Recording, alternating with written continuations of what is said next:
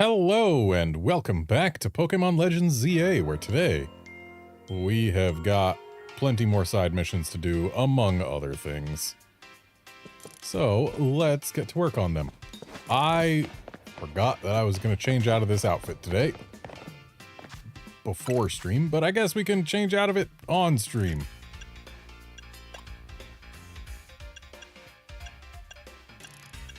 By the way, these overalls and pullover sets, like, if you look at them in the shop, almost all of the sets of just the standard single color ones, like not the pinstriped ones, almost all of them are color combinations that the Mario Brothers and their acquaintances have worn.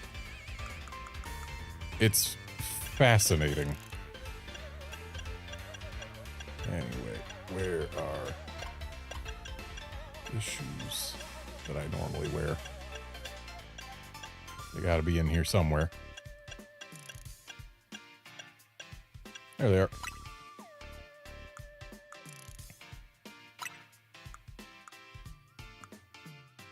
And I don't believe I've been wearing a one-piece thing lately. No, I have not. Right, I've been doing the short shorts with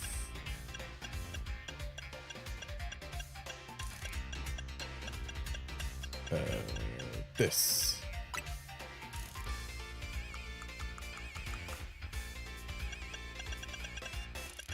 And then I've been using the simple round satchel just because it's a decent look with this stuff. There we go. That's what I've been wearing recently. All right.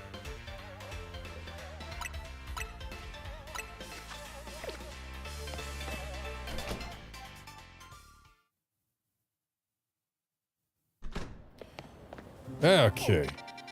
Side missions.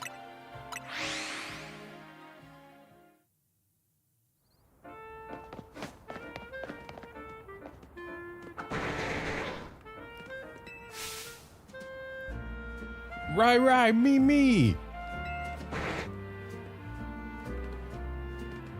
I don't feel like it should be me. That's like saying that mime is pronounced mimey, but it's not.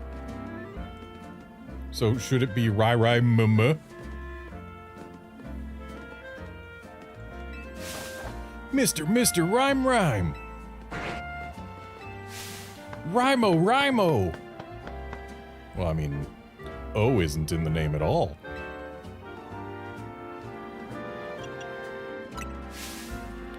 Dancing with your Pokemon? Oh, sorry, my partner and I are polishing our act. I'm Mike, the Master Mimic, though I can only really mimic Mr. Rhyme. But you just mimicked me. Maybe you could help us workshop our new bit. We'll do a Pokemon battle where we mimic your moves. Right, me.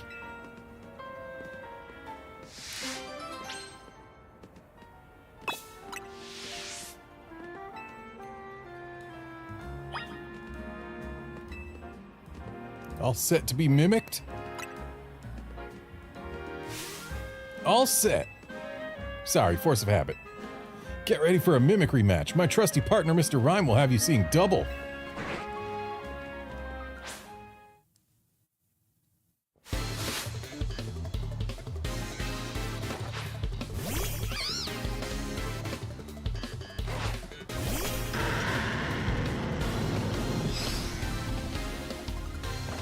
I'll have you know, my Metagross resists all of its own moves.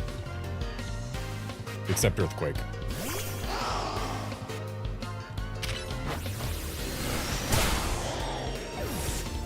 Not that that even looks like it's going to matter. You kinda have to survive a move in order to mimic it.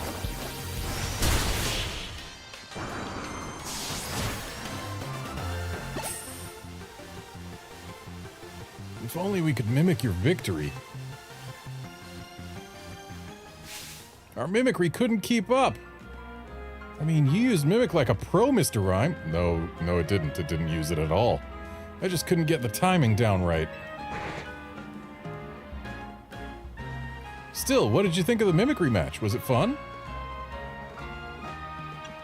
Sure. It was kind of fun, sure. Fair enough, thanks. We'll keep rehearsing. Anyway, here's a TM for you to remember my name by. Spread the word.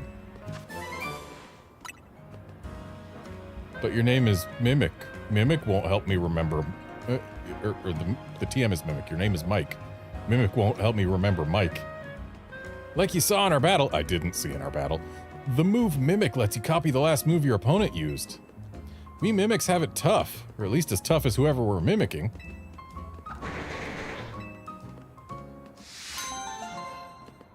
Not a single one of your Pokemon used Mimic during our battle, sir. They need to survive a hit in order to use Mimic.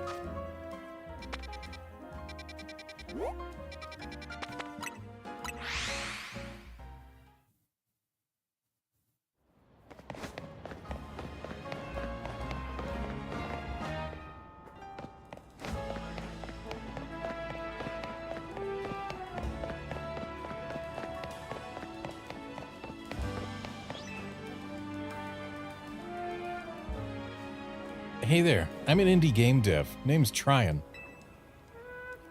And I'm a real pro when it comes to the mighty Polygon. You know the mighty Porygon?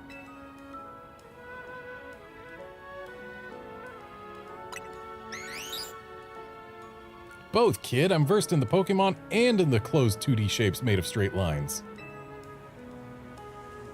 See, the games you play are full of these 3D characters, which we in the biz call models. They're created through a process called polygonal modeling. Polygon models are made by sticking together tons of little polygons to make a 3D image. The more polygons you use, and the tinier they are, the smoother and rounder the model ends up. In the old days, it took tons of processing power to use tons of polygons, or tons of processing power to use tons of polygons, so most models looked all blocky and funny, with lots of angles. People say that the Pokemon Porygon was made using the most advanced tech at the time, right? But technology is always advancing. Which brings me to the real reason for my talk. Trade me one of your Porygon for one of mine. I'm guessing his Porygon is going to be holding an upgrade. Fine. You know what? We have access to a Porygon right now, so let's go get one.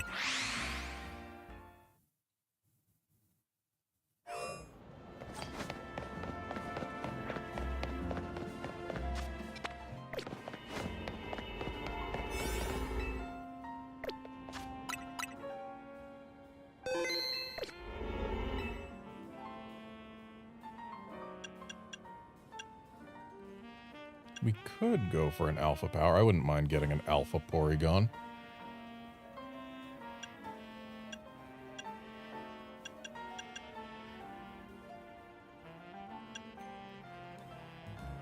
But again, we'll have more time if we just go with this plain donut.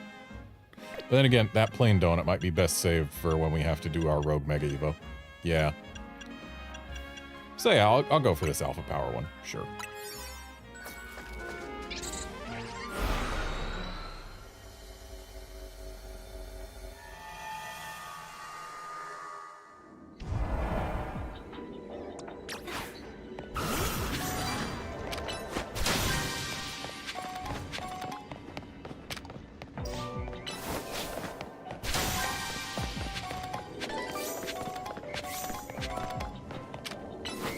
The thing didn't say there would be Audino in here.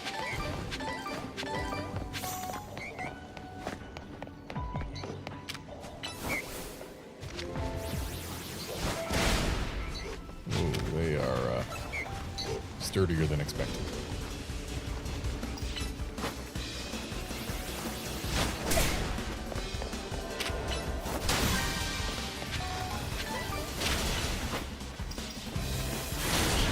Pidgeys will help us use the catch window. Is there only one Porygon in this whole place?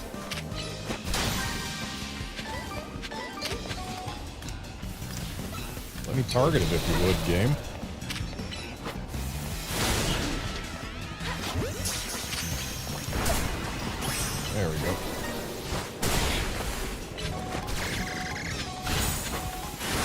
I'm having difficulty hitting this Porygon. Okay, let's get rid of the Pidgeotto before we defeat the Porygon. Just because I want to be able to save just in case.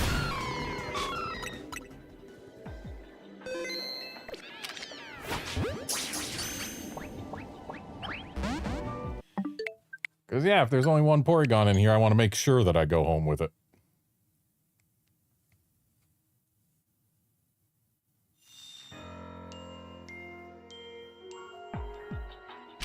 Thankfully, our chance is between 20% and 50%, so it shouldn't take too many tries.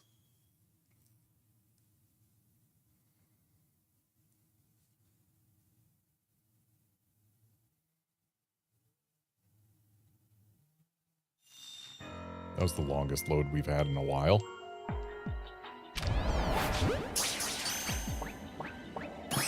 There we go. So now I need 2 more floating Pokeballs. There's one way up there. As well as 2 more bits of floor trash.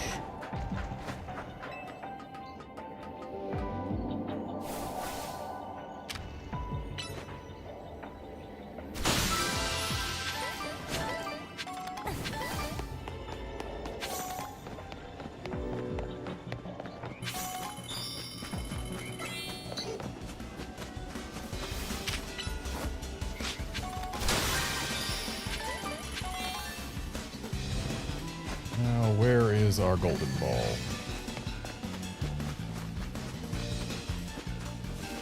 There it is.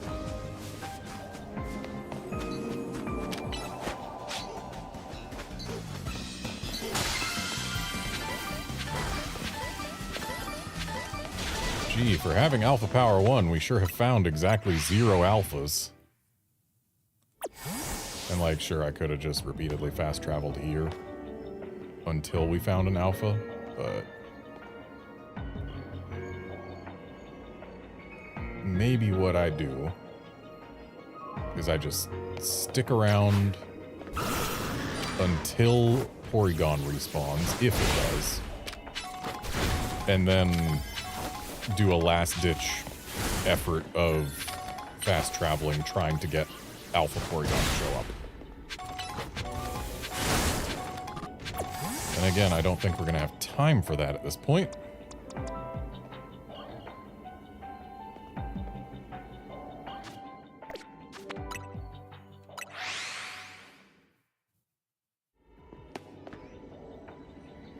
Did a fast travel there just to make it so there's no Alpha Pidgey nearby. That could potentially aggro onto us. But yeah, I don't think we're getting a second Porygon. Maybe if I had gone for the Porygon immediately. Yeah, at this point, there's no shot. I was expecting to see more Porygons. And if I've only got one, I'm not trading it away. Or maybe I am, because I plan to get an Alpha eventually anyway. So trading the one I've got away won't really hurt me in the long run because I want to build an Alpha Dex, not a standard Dex.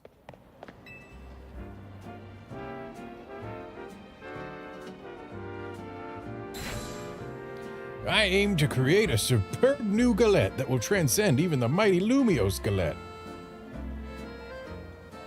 Yet there is a problem with my superb plan. I don't have a wonderfully gallant Pokemon to help present my superb Galettes to customers. But the very name of our cafe is Cafe Gallant. Perhaps wanting to be seen as gallant is behind the times, but it is in the name of our cafe. I want to respect our history and the desires that went into that name. Forgive me, I suppose I got off topic there. The point is that I want a gallant and classy Pokemon who can help deliver my superb Galettes to customers with style. A Gallade? Oh. Please help me get that most gallant of Pokemon, the effortlessly cool Indeedee. I don't have access to those at the moment.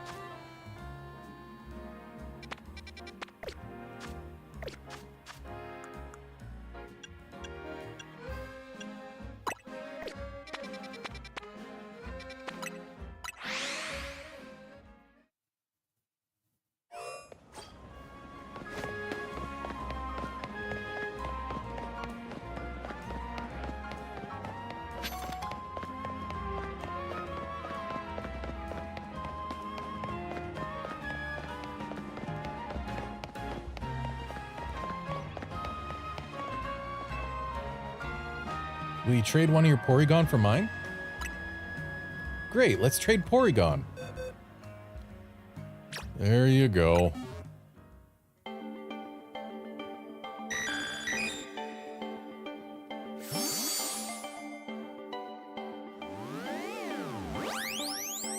It'd be interesting if this quest actually was just Porygon for Porygon, and then there was a follow-up quest where he traded back specifically your Porygon, but with an upgrade attached. But no, this is probably just going to be his Porygon's going to have an upgrade attached.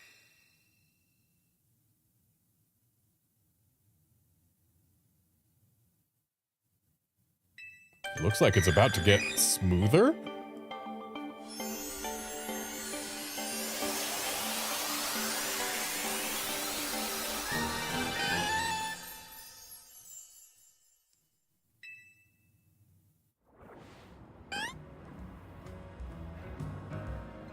How'd you like my little surprise? Yeah, I gave the Porygon I sent you an upgrade to hold, which made it evolve into Porygon 2.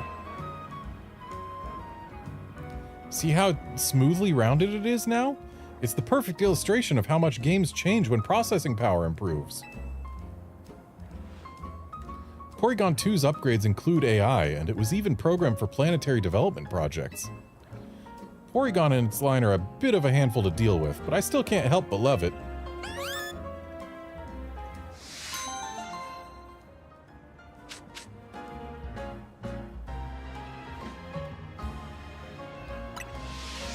So that probably has 2560, because 256 is a relatively common number in computing because it's one of the binary multiples.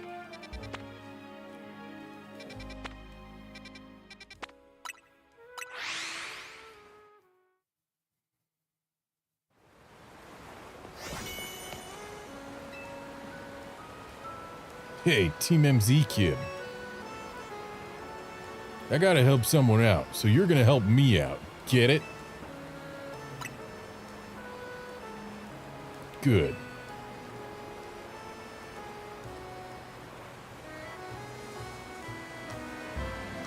Here's the deal. I've been hearing screams coming from that sewer entrance. I've gotta go see what's up, but I hear there are some menacing ghost-type Pokemon in there. I know the boss thinks pretty highly of you, so I'm sure you wouldn't mind giving me a little hand. Not because anyone here is scared, obviously. Who's scared? Who said I'm scared? You're tough and you love doing stuff for the city, right? Well, here's your chance. Get in there.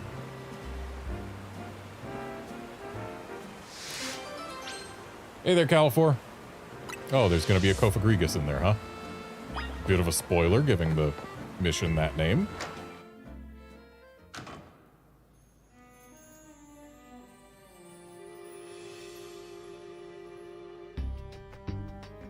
Time to scour the sewer. You go first. Quit looking at me like that. I'm not scared. It's just common sense to put the heavy hitters up front.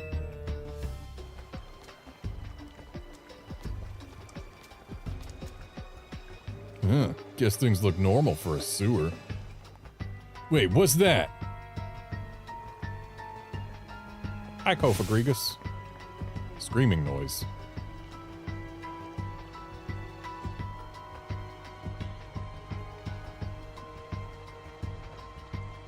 It's an odd angle you're floating there at.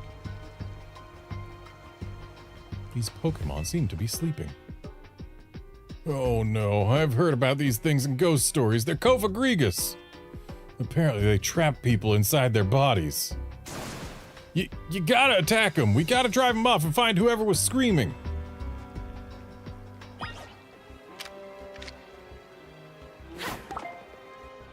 Dang.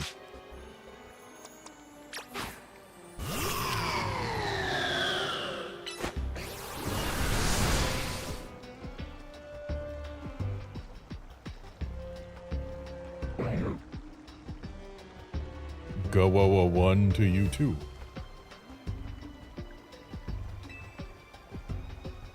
But can I catch it?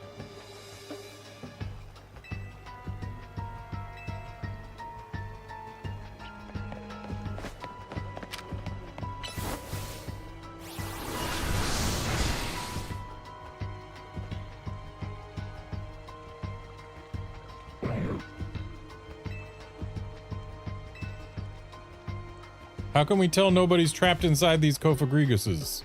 They haven't opened up.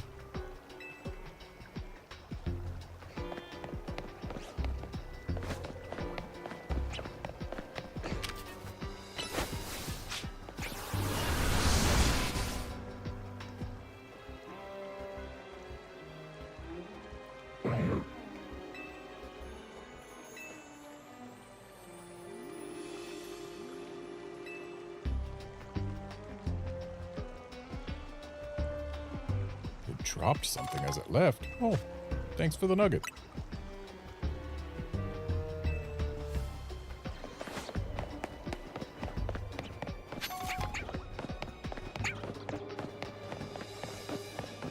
This one seems potentially larger. Be neat if it was an alpha.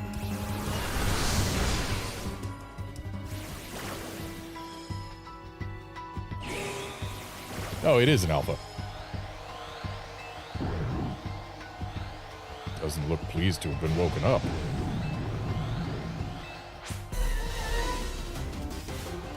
So if it does have a person inside it and I catch it, what happens then?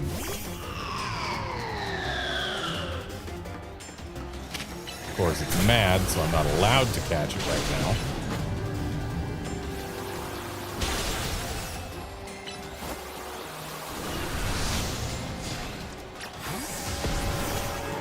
Not necessarily the right choice of Pokemon to swap to.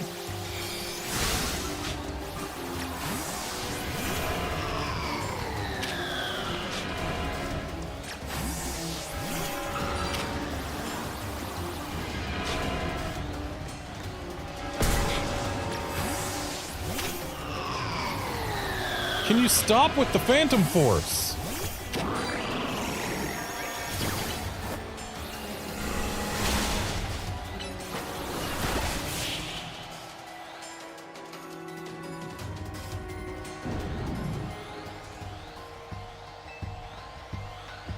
Looks like no one was trapped inside this one. But can it stick around? I want to catch it.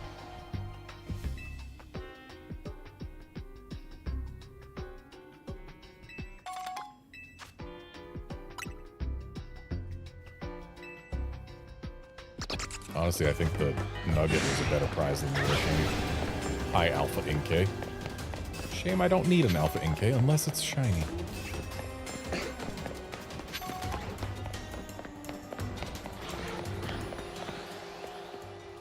Well, we've got some alphas in here, but I also don't need them. Also, there's Cofagregus.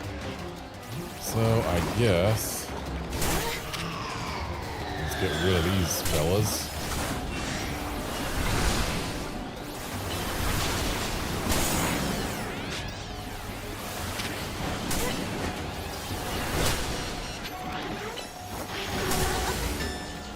Okay, I wasn't paying enough attention to my own health.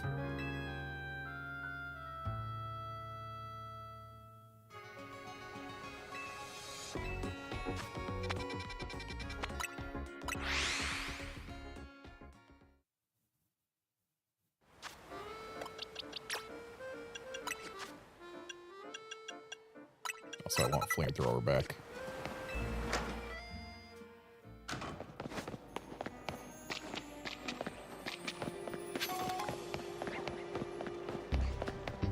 Another Alpha Inkay. We're finding so many alphas.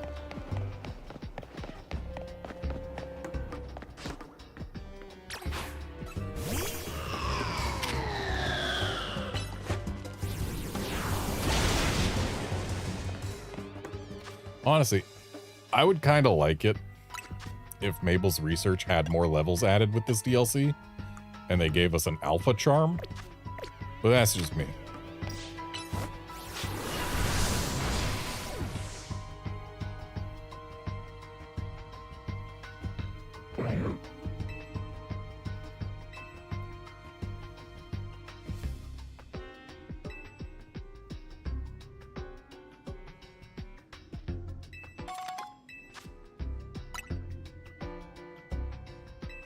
Still more.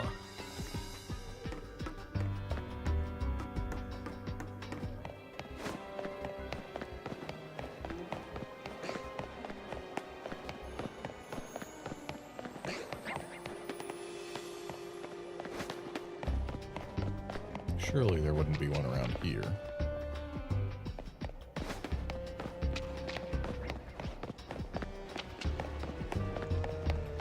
Which means maybe I missed one hiding in a corner of the Alpha Kofagrigus room? Oh, no, there's one.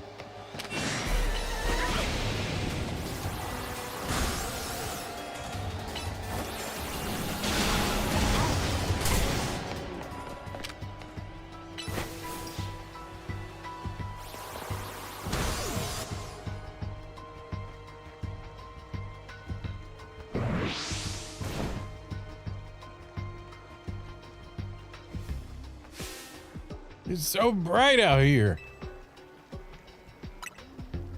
Oh, well, to tell you the truth, I got pretty excited when I found a Kofagrigus down here. You never see them in Lumiose. I let out a big whoop of excitement, and I think the noise ticked Kofagrigus off. So it got mad and swallowed me up. Thing is, it was just so darn comfy in there, I dozed off. I think I was about to hit REM mode. So I'm a little embarrassed, but thanks for busting me out. Hey, good work. Guess we found our screamer. Glad you're all right, fella. Look at you, helping keep the peace around Lumiose again. Another feather in your cap. Of course, you never would have had the chance if I hadn't flagged you down. Feel free to thank me. Don't get swallowed. Huh?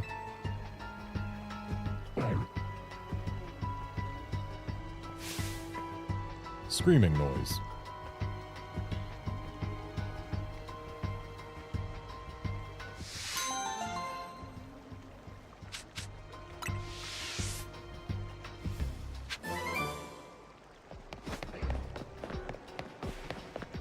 Shame I probably can't find any more Kofagrigus in here after this.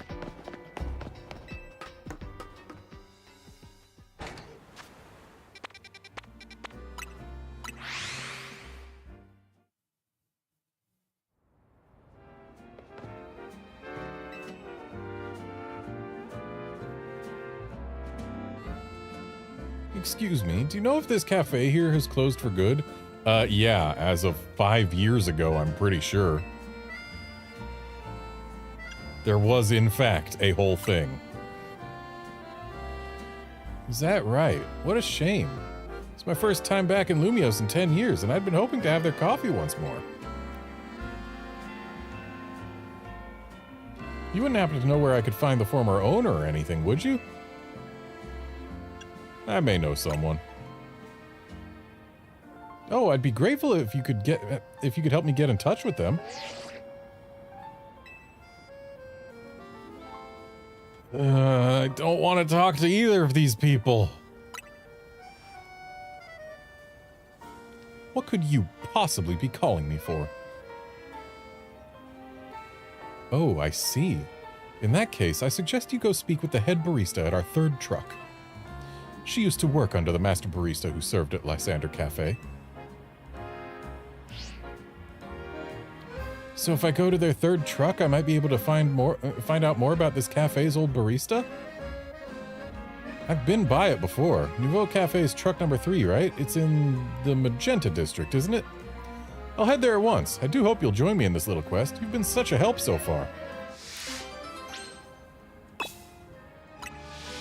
Though, worth noting, since we are in the area, there is something to be done here in Lysander Cafe.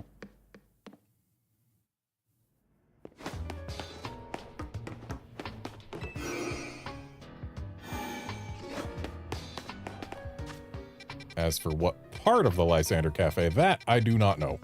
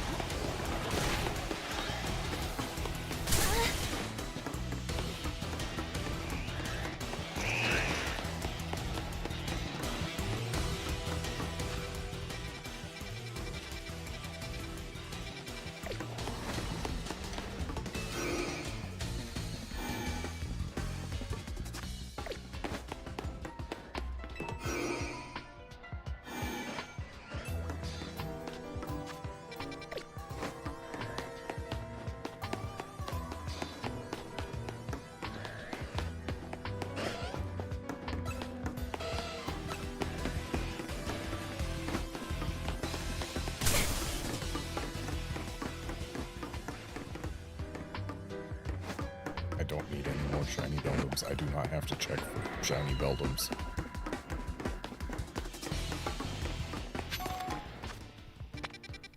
Okay, so... maybe it's downstairs.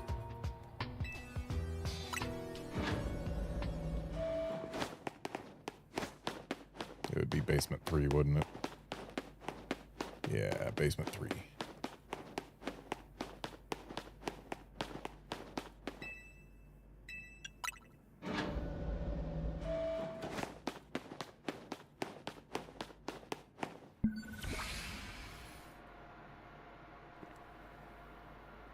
Some of the machinery powered back on in response to your presence. Initiating security protocols. Megastones detected, restoring power to critical systems.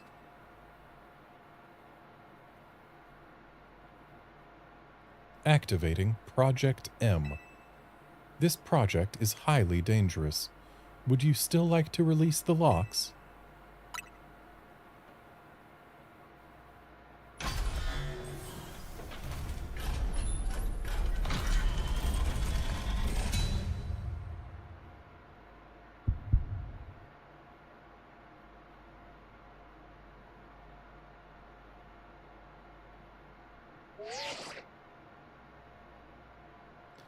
Now, Garnet, what do you think you're doing?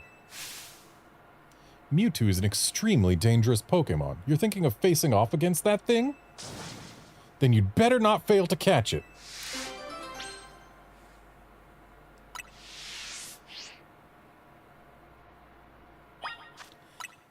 My question is, what in the heck is Team Flare doing with a Mewtwo? Considering that in X and Y, you can catch a Mewtwo in those games, but it's over in the Pokemon Village as if it has, you know, escaped to live out in nature. But for Team Flare to have this one captured in this facility, which has been closed for the last 5 years since X and Y happened, implies that it was captured before the events of X and Y. So this is clearly a separate Mewtwo. It's not the same one. Can't be.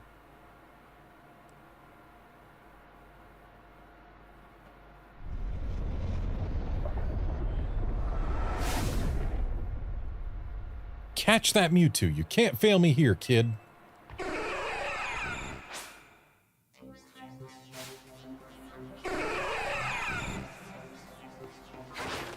Cool, we get the X and Y Mewtwo battle theme.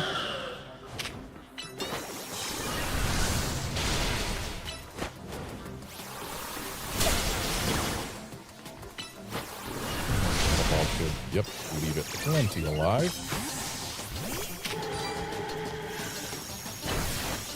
And now we can hypnotize it, and then we just huck balls until one works. Well, that didn't take long. Oh, you caught it? Good. 1 sec. Oof, seeing this place in ruins like this. I gotta tell you, it's a complicated feeling, no matter how long it's been. I figured holotech was called for in this situation. Voice calls are just so impersonal. Now then, let Auntie Mabel explain to you why you ended up battling Mewtwo in Lysander Labs. Yeah, tell me more, Auntie Mabel. Very nice. I do enjoy a good, attentive listener. See, Mewtwo is a Pokemon created by a scientist who was conducting research on Pokemon DNA. It has formidable power, which piqued Team Flare's interest. We wondered if we might be able to use Mewtwo in the ultimate weapon. When we heard it had been spotted in Kalos's unknown dungeon, we went and caught it. But then that means it's not canonical for the player to have caught it there. So, how? Because they would have had to catch it before Team Flare got disbanded, and before the ultimate weapon got fired. So either there were more than one Mewtwo in the unknown dungeon, or this is a timeline where the player never caught the one in the unknown dungeon. Have we seen a timeline split from X and Y? Is there the X and Y timeline and the Z-A timeline of future X and Y? They have to either split or there has to be more than one Mewtwo in the unknown dungeon. Honestly, we still don't know why Mewtwo had even shown up in the Kalos region. One theory was that Mewtwo came seeking the power of Mega Evolution, but even with all 5 of us looking into it, we couldn't arrive at an answer. See, we had pieces of both Mewtwo Knight X and Mewtwo Knight Y, but even when we tried using them, Mewtwo never Mega Evolved. Since Mewtwo tends to mostly just hang about, saving up its energy for when it needs to battle, we put Project M on the back burner and forgot about it. But Mewtwo sure does like leaving me with questions, doesn't it? Like, why awaken now? Was it just reacting to the Mewtwo Knight X and Mewtwo Knight Y you have? Which leads to the question of why you even have those 2 Megastones in the first place. They were a mystery gift. But what do I know? Maybe Mewtwo will be a good little Pokemon and listen obediently to a trainer with your skills. Anyway, this acting director still has a pile of work awaiting her. So I'm hanging up now. Bye.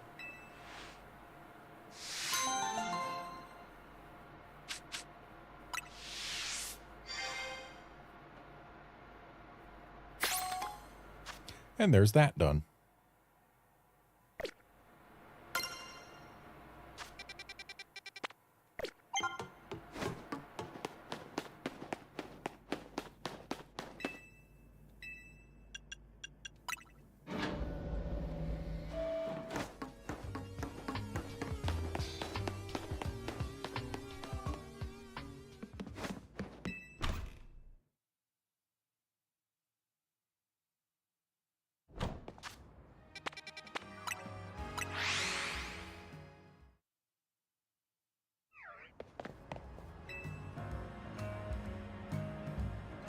Garnet, there you are. I'm so glad you came. Let's see if we can find out anything more about the former barista of Lysander Cafe.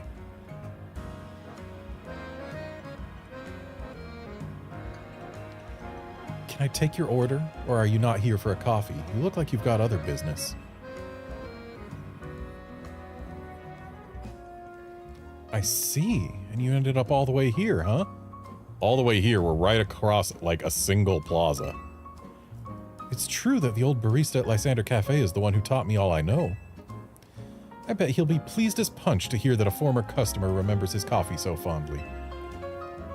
I'll get a hold of him and ask him to go meet you if you'd like to wait outside Lysander Cafe. Amazing, then I'll wait for you both there. Yes, we've come all this way. All this way. Gee, it must have been a trek of some, 30 seconds.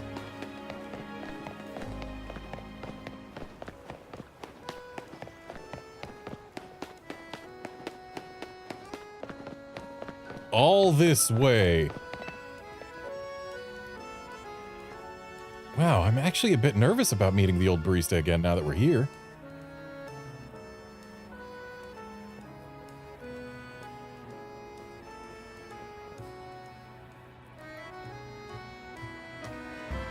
Hey, thanks for waiting for us. This is the former barista of this cafe and the man who taught me everything I know. Might?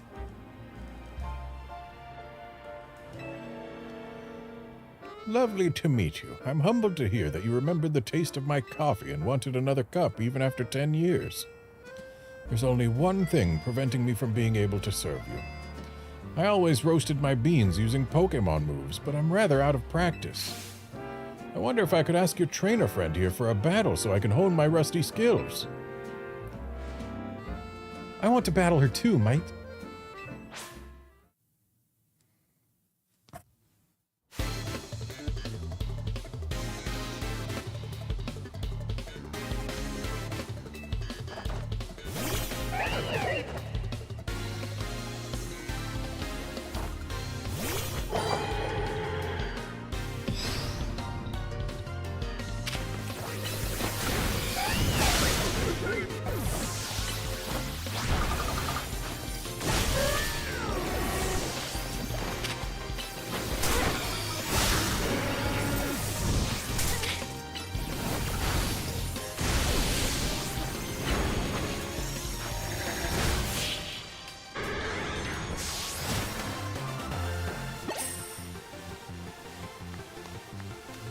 Knowing the bitter taste of defeat teaches one how to draw out the bitter notes in their coffee.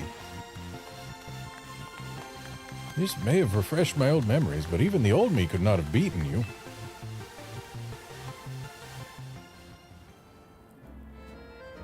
Ah yes, getting to pit my Pokemon's moves against the hero who saved the city was just the thing to bring back those old instincts.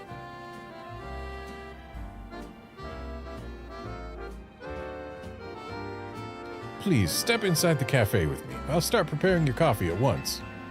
Hide the secret entrance before you let him in. Or you're just gonna leave it wide open, okay. I can't help but feel like this isn't the place for this. It's a little dusty. It's a bit of a mess right now, but it's not in that bad of shape. I bet with a good cleaning, this place could be back in business in no time. Indeed, and I shall prepare for our guest a cup of my personal blend, just as I made it back then. Please have a seat while you wait.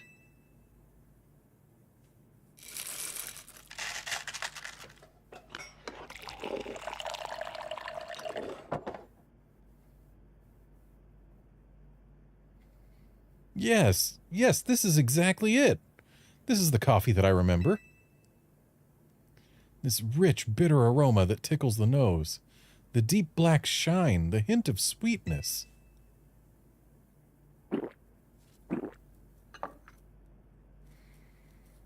Sounded like he took 2 big gulps, but that cup is still full.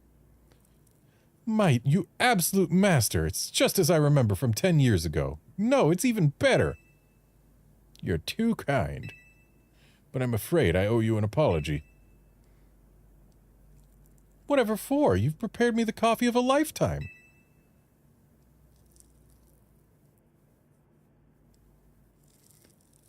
That cup you just drank was prepared by me. What?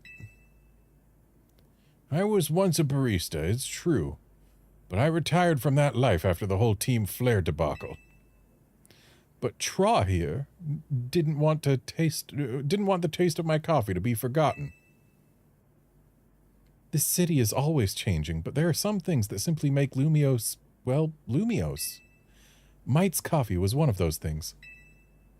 I suppose all of us, people and Pokemon, want to leave our mark on the city, so that we might be remembered after we're gone.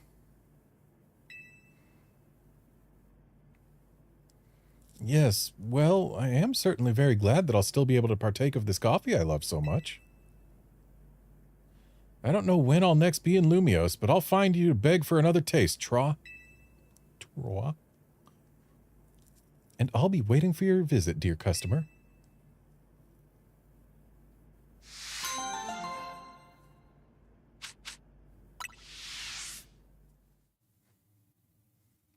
Her name is French for 3. And she's the barista of Cafe Truck number 3.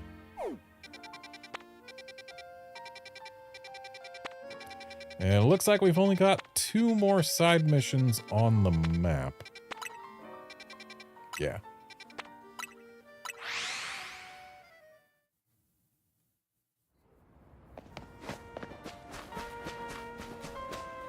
Oh, Flamigo's in this game, apparently.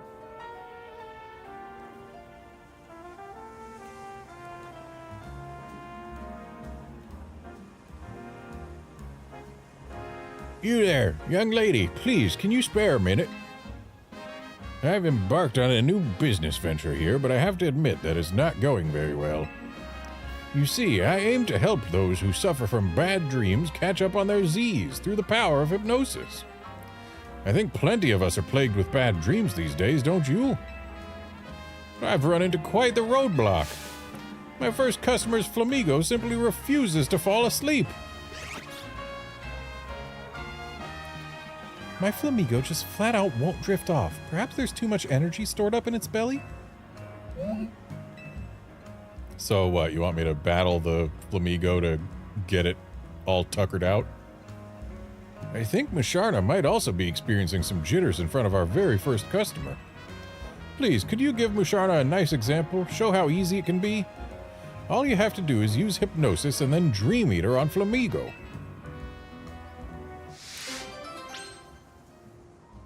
I feel like following it up with Dream Eater isn't exactly ideal, considering Dream Eater is a harmful move. Does Gardevoir learn Dream Eater?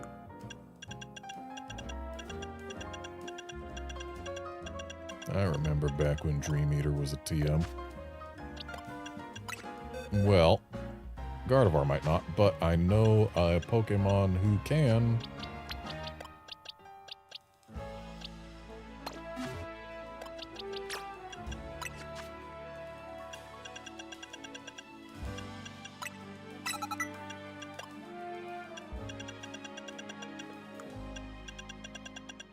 Or is Dream Eater still a TM? If it is, I don't have it.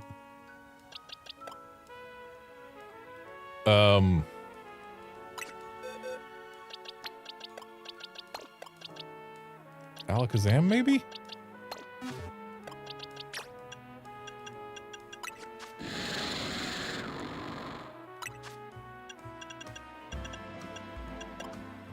No, there's no Dream Eater in there. Okay, I apparently have no ability to use the Hypnosis Dream Eater combo right now.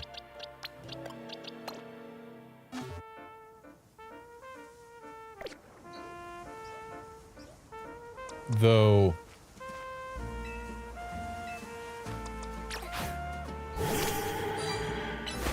apparently I just gotta start with Hypnosis.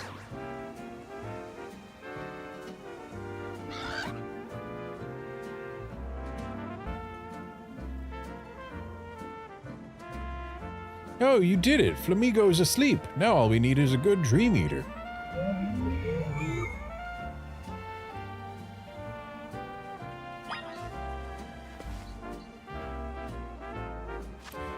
You know, I do have a Munna.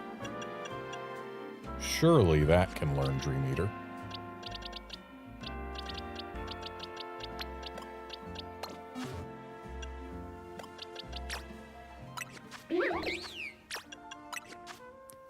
Doesn't know it yet. But what if we evolve it? Does it learn it on evolution, or will we have to level it up too?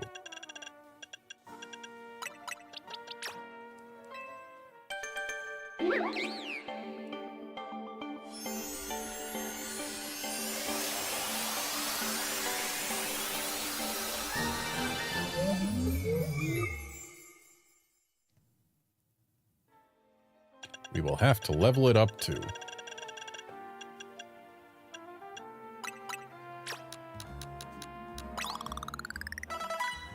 That ought to be good enough.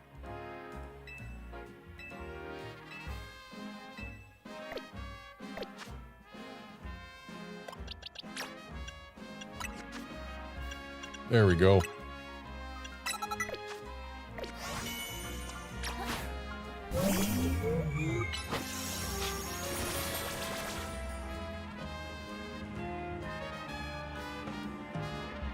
Yes, that was a fine Dream Eater. Flamigo is snoozing like a baby.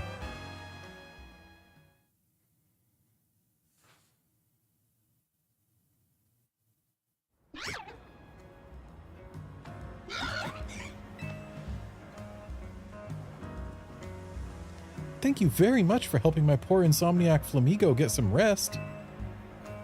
It seems to be feeling better now that it got some much-needed shut-eye. I'm sure we'll be back the next time Flamigo has trouble sleeping.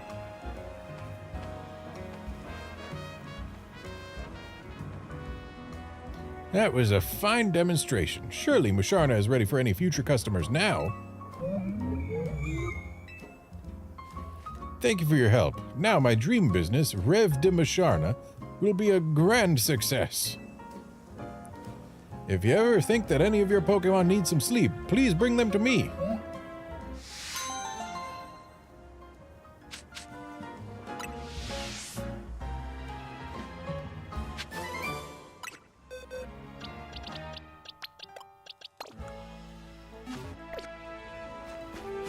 Now he gives us the Dream Eater TM. Feel like he should have given us the TM before the quest.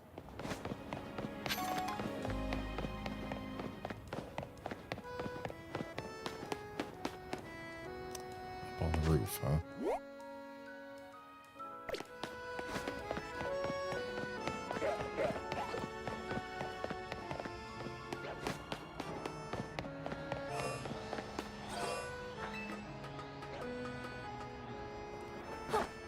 I've definitely been up this scaffolding one time too many. Probably more than one, actually.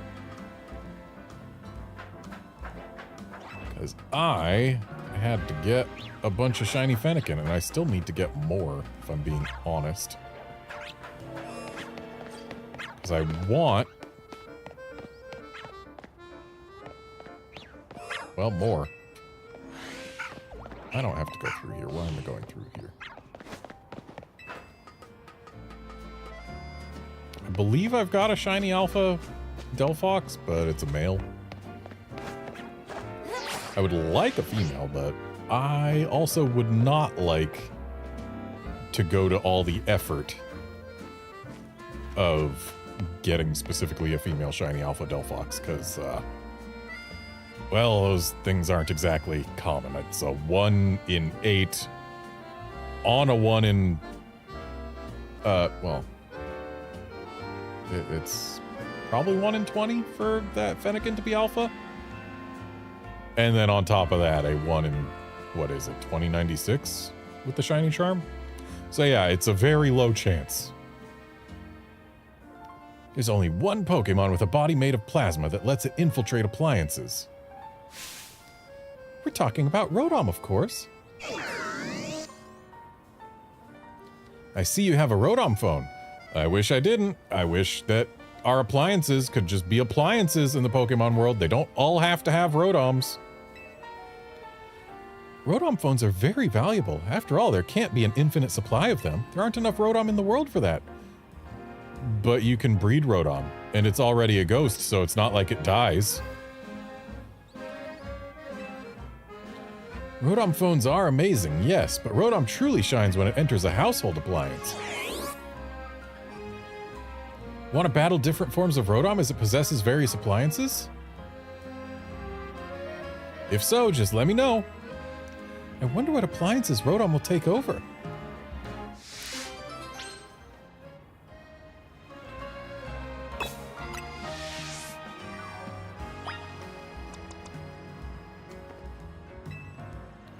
Are you ready to battle against Rotom's different forms? Heat Rotom's the only one we really have to worry about with Metagross. Though Mo Rotom we can't hit for super effective with Earthquake. But we've got Ice Punch for that. Presenting the amazing, awe-inspiring Rotom. Watch as it inspirits all sorts of appliances. Introducing our first Rotom.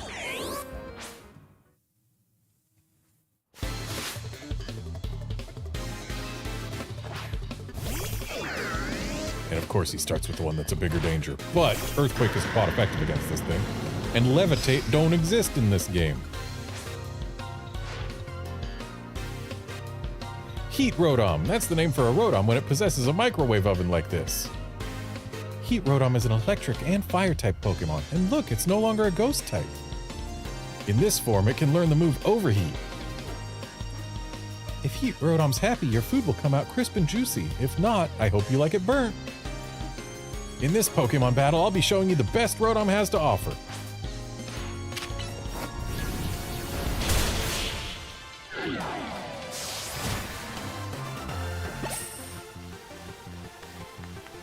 If you can't stand the heat, Rotom, get out of the kitchen, right?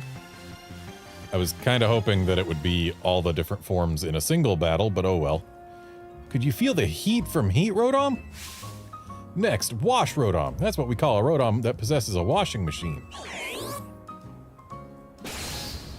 I'm awash with excitement.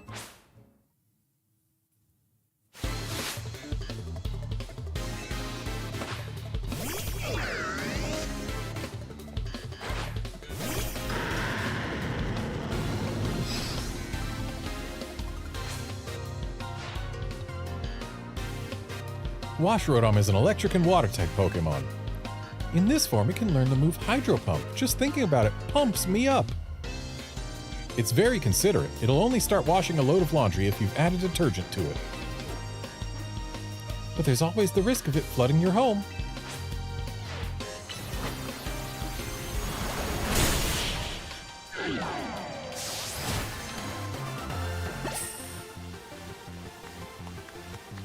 Wash Rotom got totally washed out.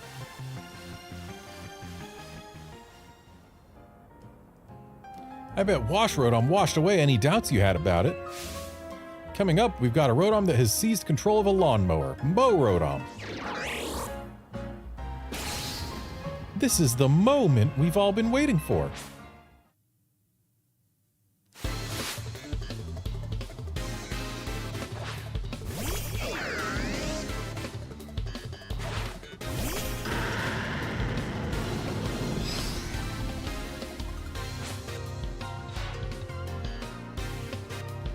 Mow Rotom is an electric and grass type Pokemon. In this form, it can learn the move Leaf Storm. The only question is whether you have a lawn big enough for it to mow. It swaggers around as it scatters grass clippings everywhere. What a mischief maker!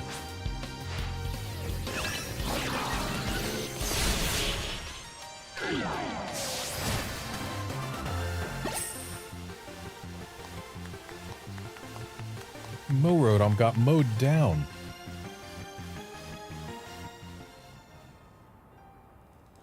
Mow Rotom's mowing power is most impressive, huh? Next in line is Fan Rotom. That's the name for a Rotom that has taken over a fan. How fantastic!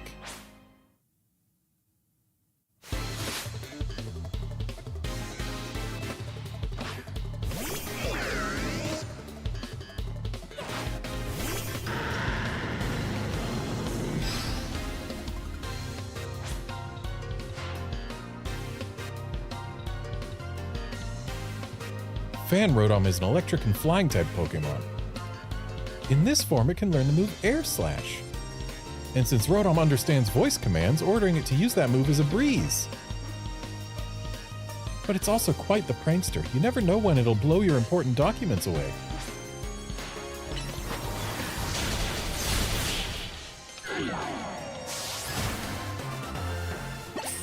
Should be just one left.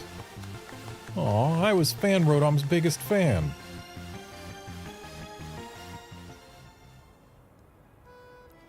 I'm sure Fan Rotom absolutely blew you away too. And last but not least, Frost Rotom. That's what Rotom is called when it takes over a refrigerator. That's so cool, it gives me the chills.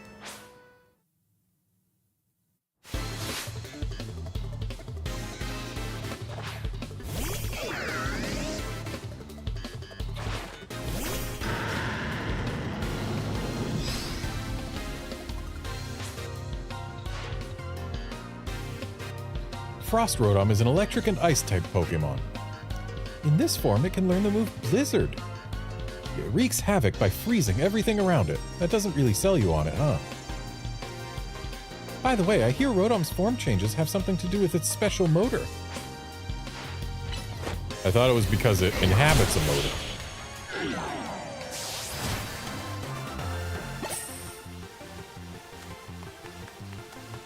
I lost my cool, so I can't think of any puns.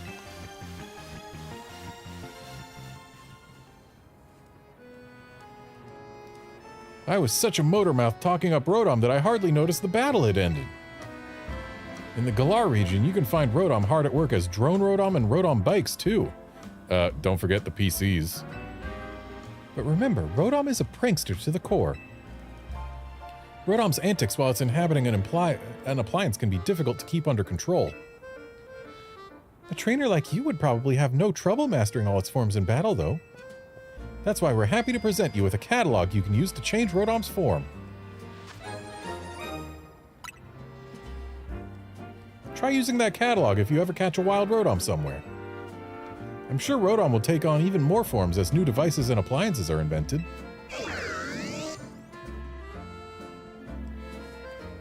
In other words, Rotom's possibilities are endless. Infinite Rotom. What an inspiriting idea.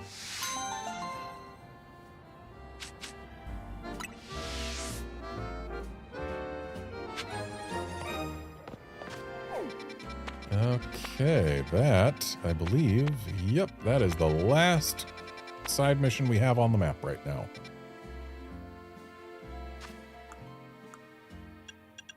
And as far as side missions we haven't completed, I don't have enough gold bottle caps. I could do this, but I'd rather do it with a Galarian Farfetch'd. I don't have a Seviper, I don't have a Feebas, I don't have an Indeedee, and I don't have a Sock or a Throw. So the only side mission I have the ability to complete is one that I don't wish to complete right now. So let us instead go somewhere where we can get some research done for our mission. I might as well go grab the Shroodle.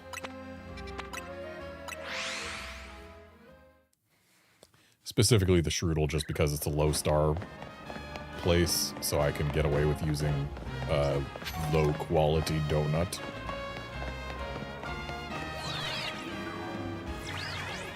Because I want to save my good donuts for where they're more needed.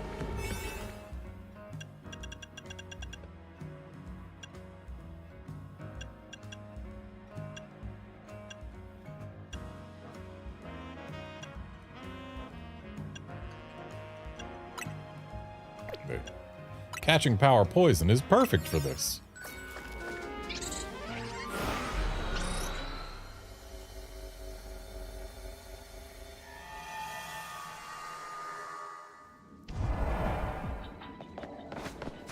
Okay, floating Pokeballs, 3 species, and catch window.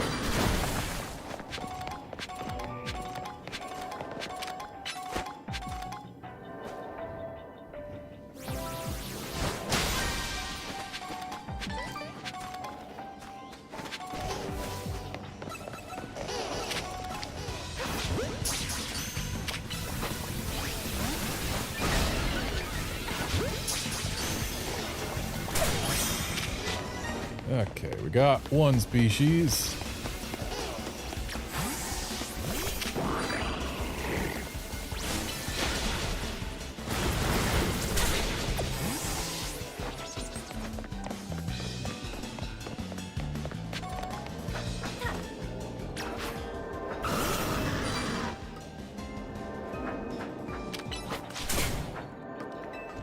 Nice try, Dragonite, but you didn't get it.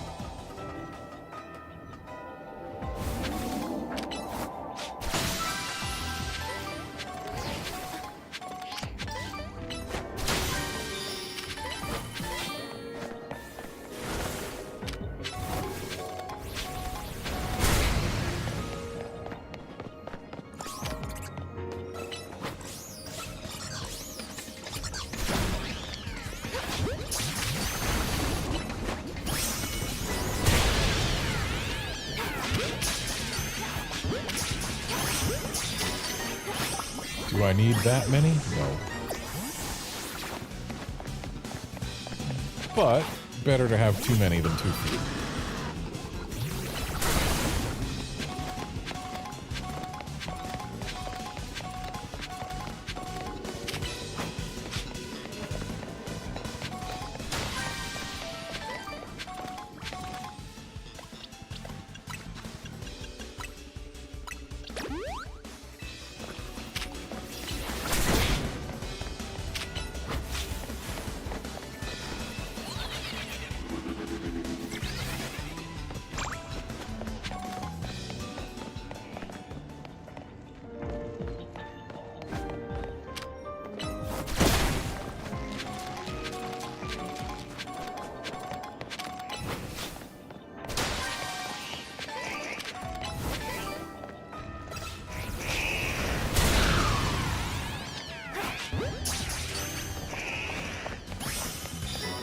And that's our missions done.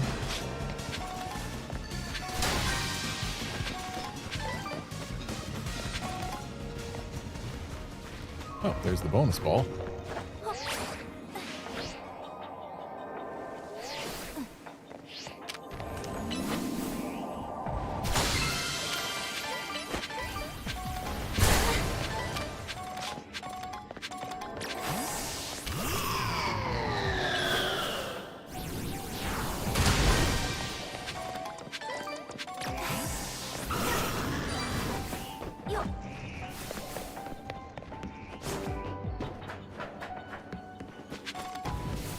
Alpha Bulbasaur, but I don't need an Alpha Bulbasaur unless it's going to be shiny.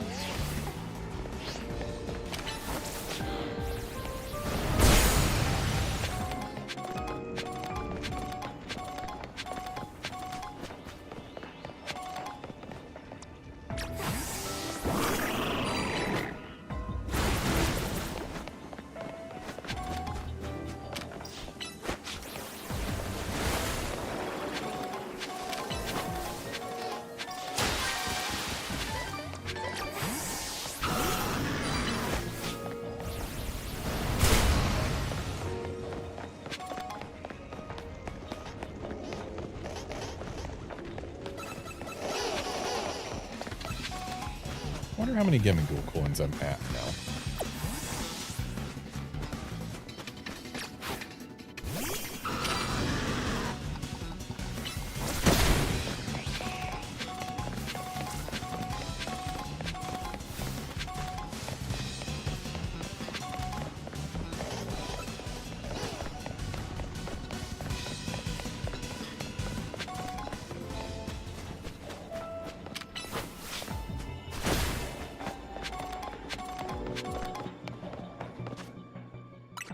I suppose there is a way to find out.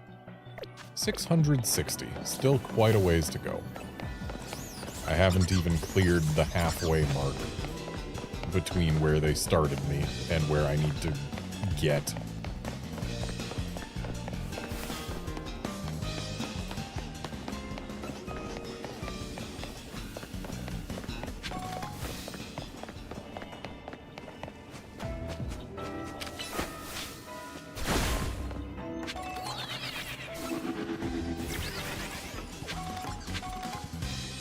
Place for it to send me. You know, I could probably use this to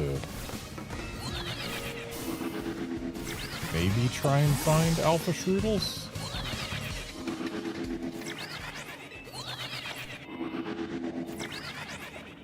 I don't know if it actually takes me far enough.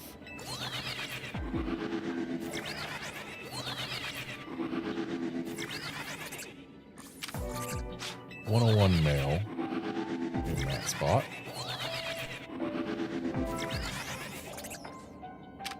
Still 101 male. So yeah, that doesn't take me far enough. Well, I don't have too much reason to keep sticking around here. So let's go ahead and pop out.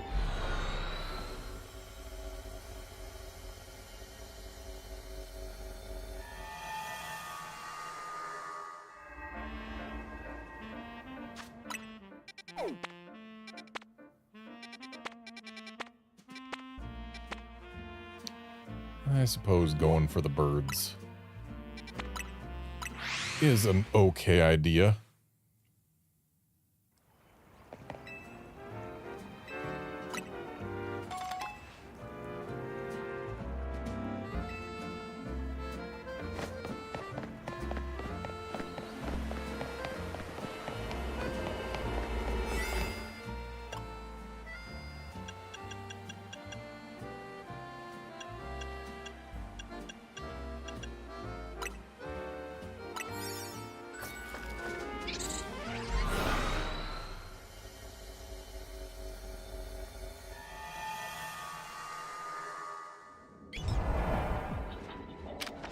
And yes, that was in fact Starly.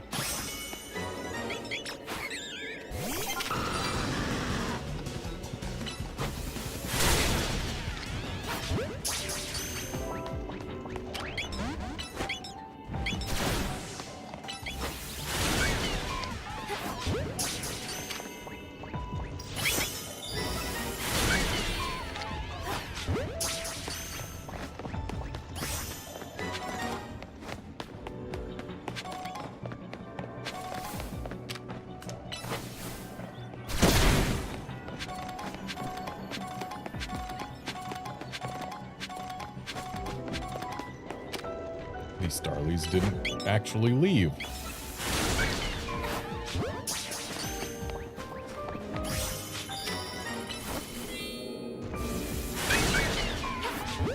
Okay, now to just destroy some floating Pokeballs.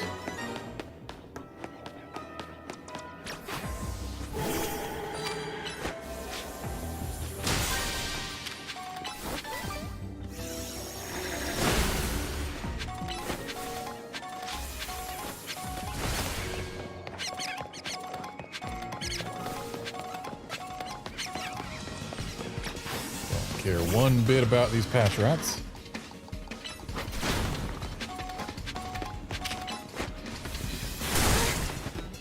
How am I doing on Mega Shards? Oh, I am capped. I need to spend those after this. But also, that means that I need to not bother with breaking any Mega Crystals until I have spent them. I wish the game would say when you've grabbed something and not had enough room for it to go into your inventory. Well, there's the golden ball.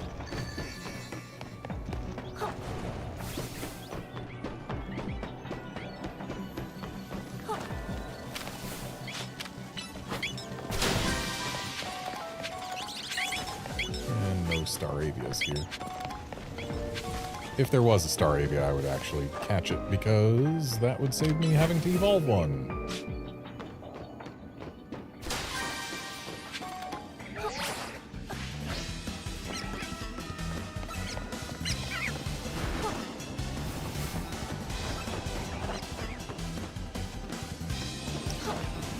And there's a big ball in there.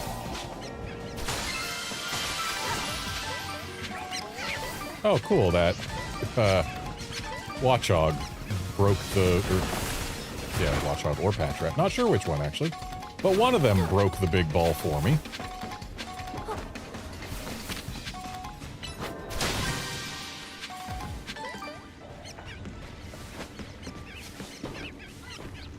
Now, are there any other balls for us to grab in this zone?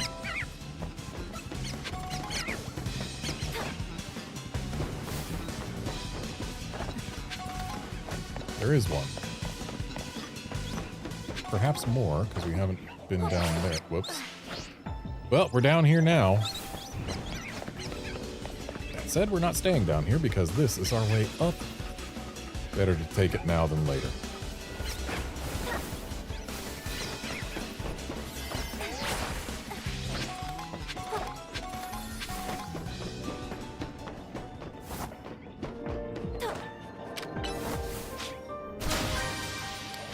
Now there's a Staravia over there, but it's too late. I can't get over there easily.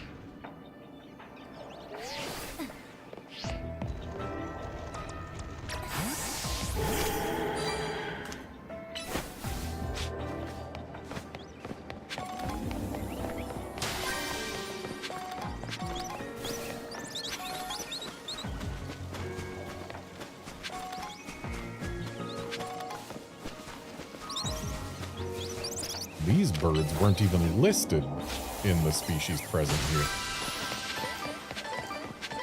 Nor were the watchhogs, only the patrats.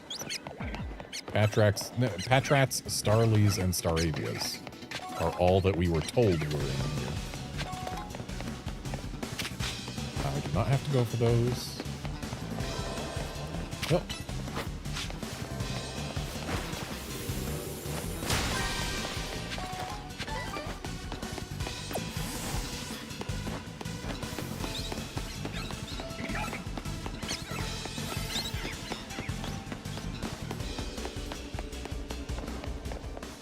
Alright, game, let me out.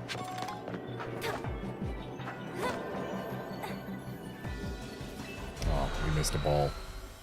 Oh well.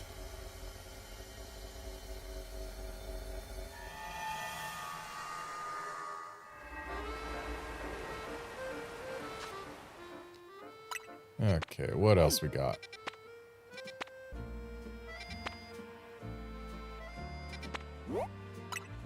Might as well grab quillfish while we can.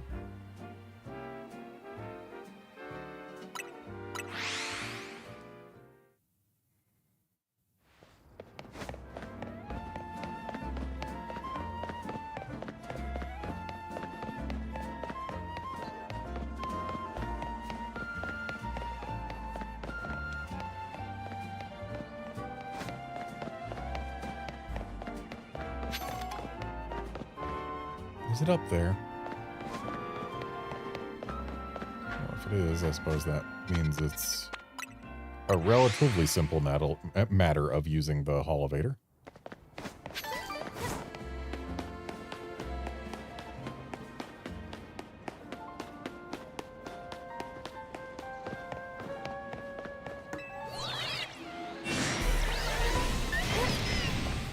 Suddenly, Alpha Dedenne.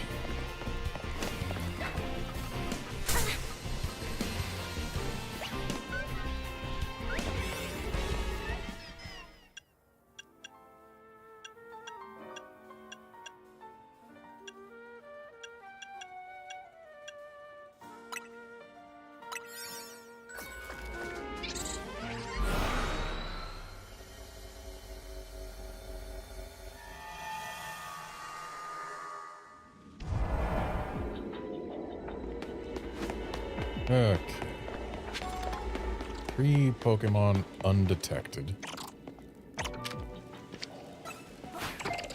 Oh, that ain't gonna be them.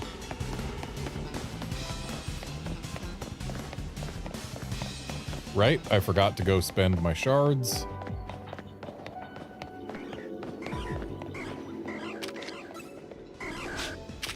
Well, we're not getting a quillfish undetected either, it seems.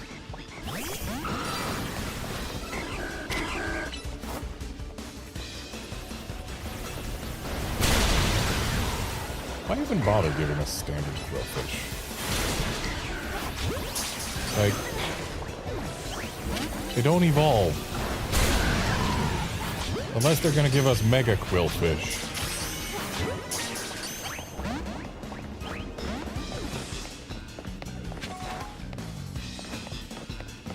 Why bother?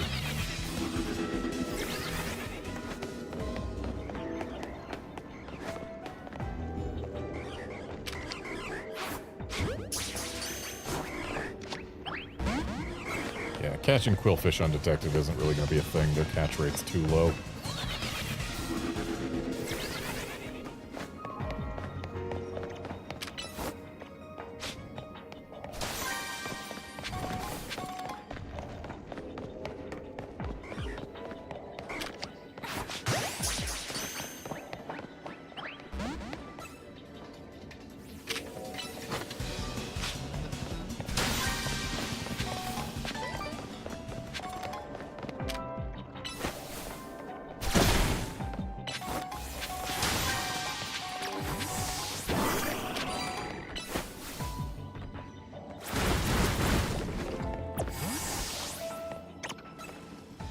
catching claunchers undetected would be easier if they weren't so observant.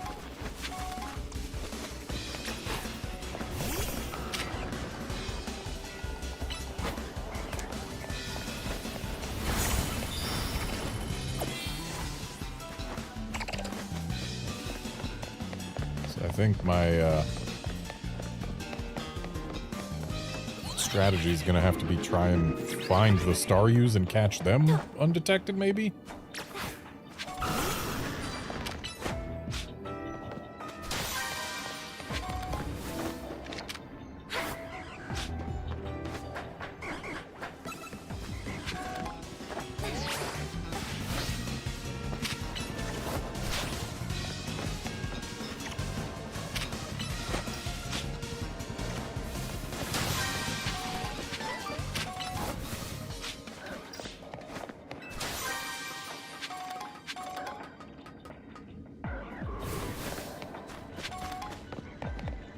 There's an alpha quillfish. I need that.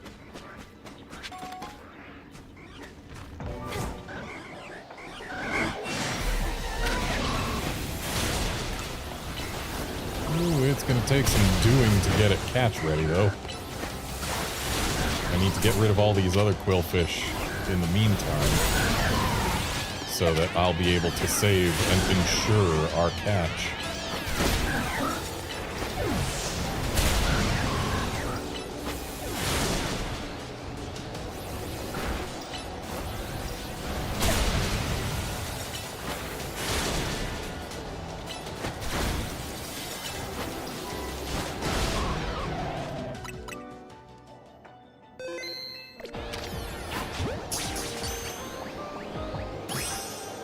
Okay.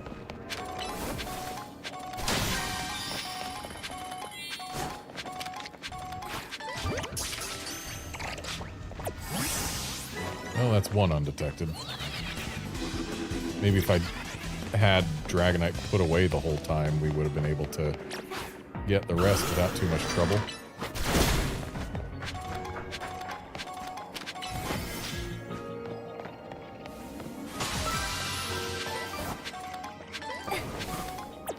I thought I was told there were Staryus in here.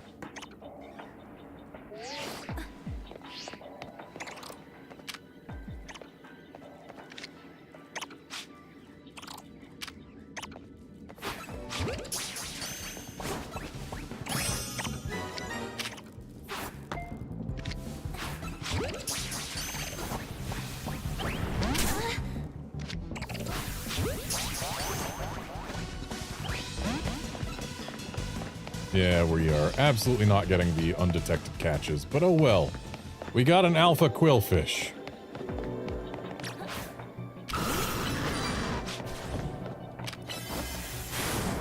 Dragonite, please.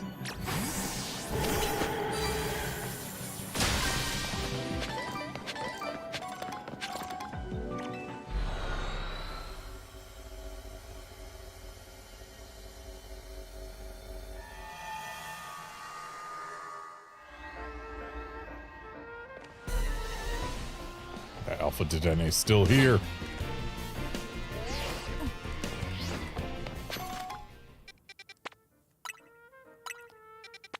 Alright, let's go for that Mimikyu.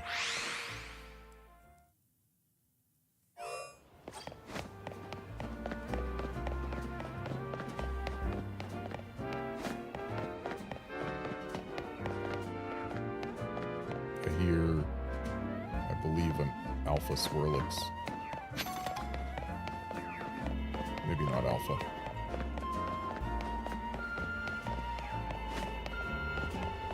It's up top anyway. I don't think we can get up to where it is without going too far out of our way. So whatever. Time to just ignore it. If it's a shiny, it'll still be there later anyway. If it's not a shiny, I don't need it.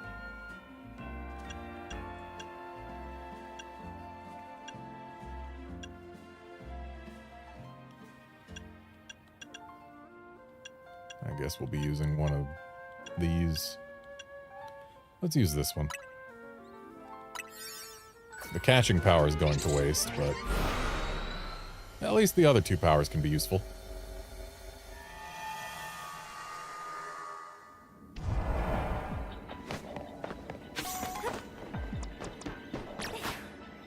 Pokeballs, sparkly items, and a lampent. Of all things.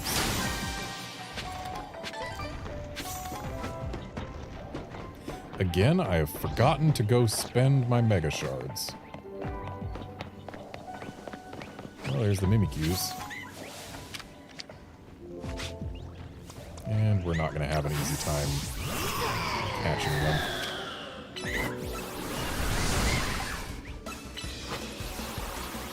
So their disguises still work even in this game, huh?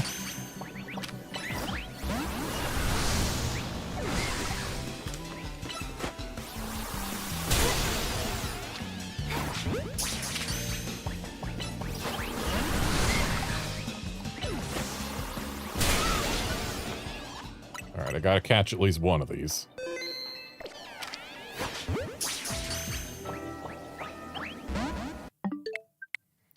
Because I don't know if there's going to be another set of Mimikyu anywhere in here.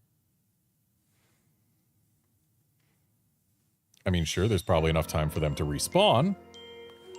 But I don't want to have to count on that. Where is it? What?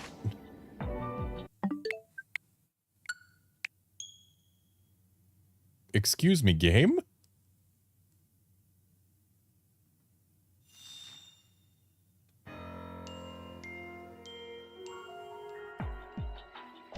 So it was like right here. What? That's a first.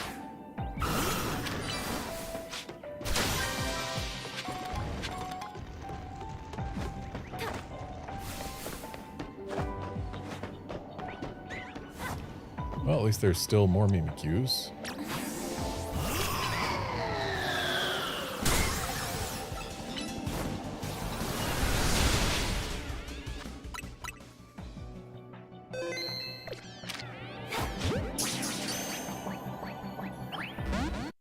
Maybe this one will still exist when we load back in.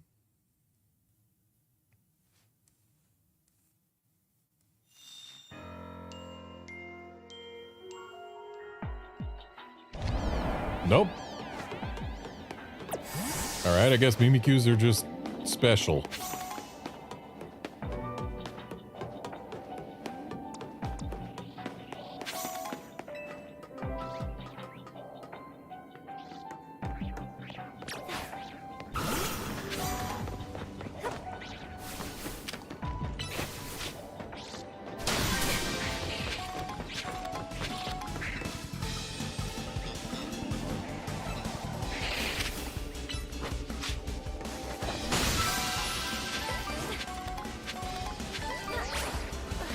There's a lampent.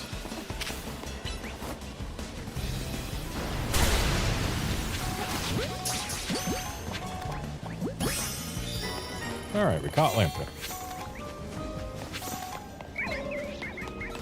So now we just need one more floating Pokeball and a handful more sparklies. Bye, Dragonite.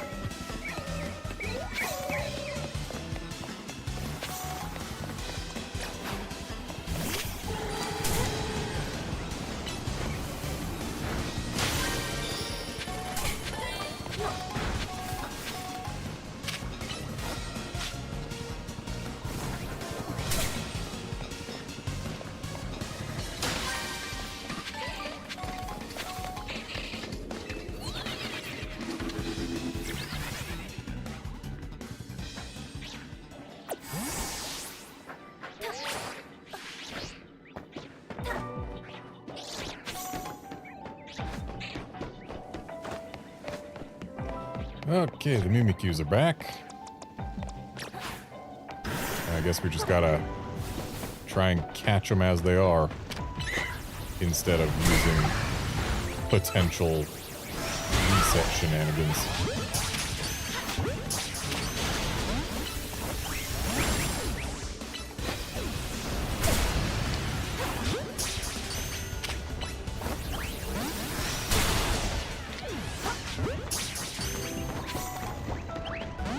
Our chances of having caught a Mimikyu by now are actually considerably higher than our chances of what has actually happened.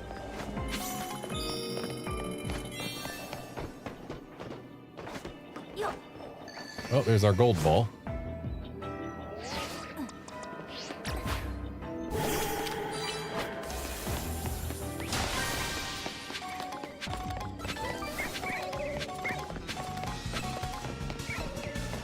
Yeah, considering every Mimikyu we've thrown a ball at after knocking it out has had a greater than 20% capture rate. And yet, I have failed to catch any of them, despite having thrown balls at, I think, 9 or 10. Yeah, our chances of having not caught any by now are considerably lower than our chances of having caught at least one.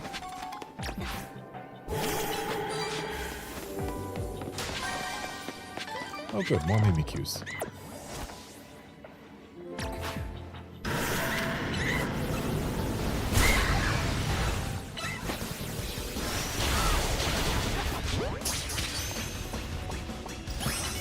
There we go.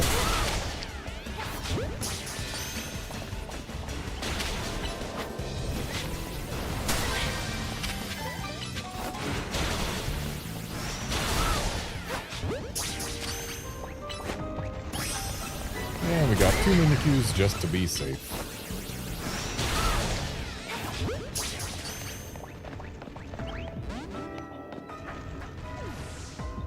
Where's this go? Ah.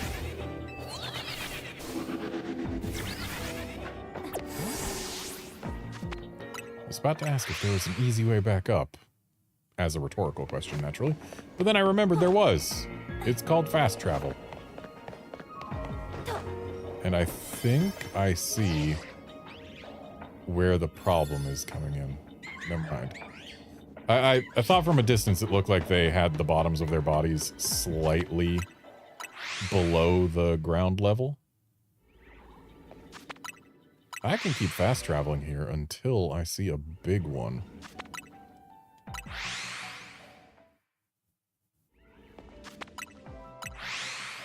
Of course, if I do see a big one, I might only get the one chance to catch it. But that's better than no chance.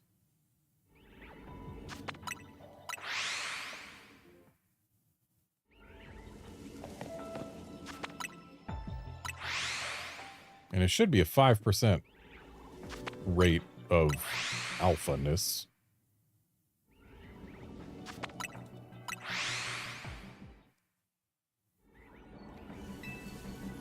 Which would mean...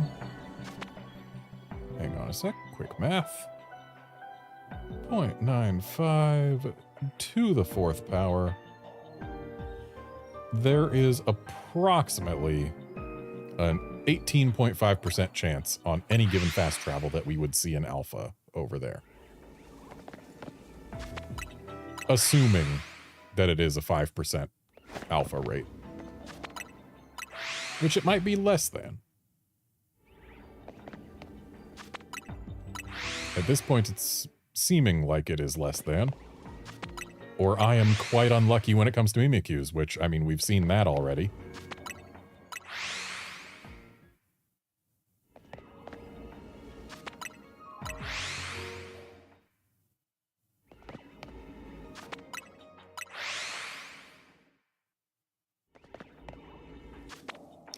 And at this point, if we find an alpha or not, there's not enough time to catch it, so let's just leave.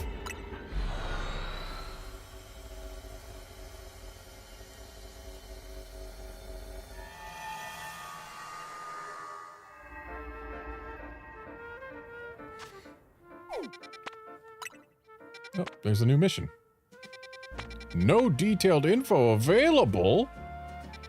Why is there an interrobang there?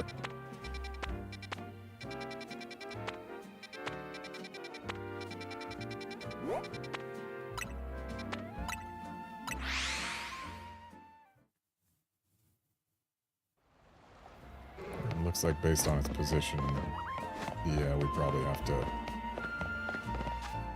get there by going through here.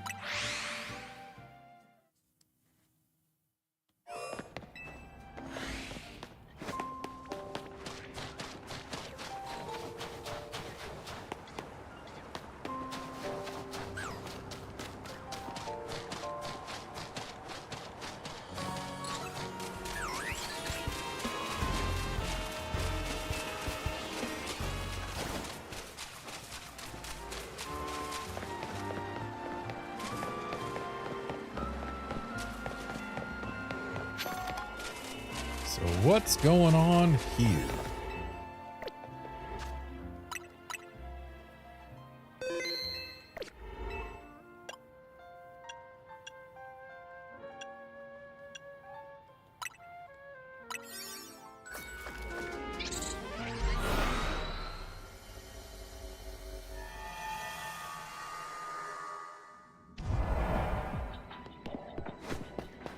Oh, hey, it's this guy. If polygonal modeling keeps evolving, game worlds will become indistinguishable from the real world around us. Maybe if Porygon keeps on evolving, it could also break down walls between the real world and the world of video games, don't you think? Here, I'll let you have this rather dubious device. You should try a link trade with a Porygon 2 that's holding that disc.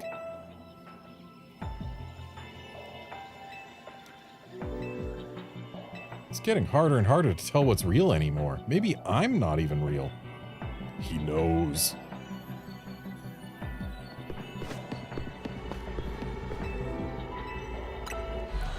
So, this existed just to give us a dubious disc, huh?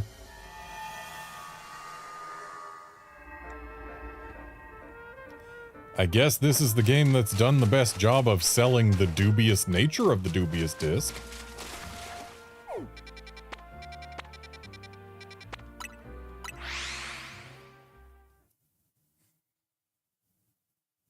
Actually, let's go over here, because I do need to buy more Lux Balls. I've got plenty of money. And I need to spend my Mega Shards.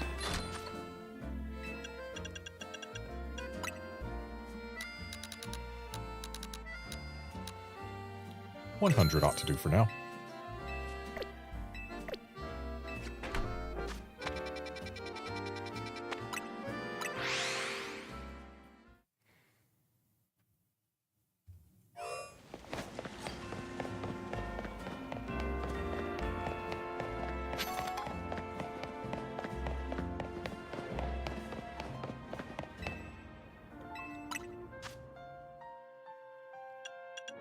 All right, what do we want?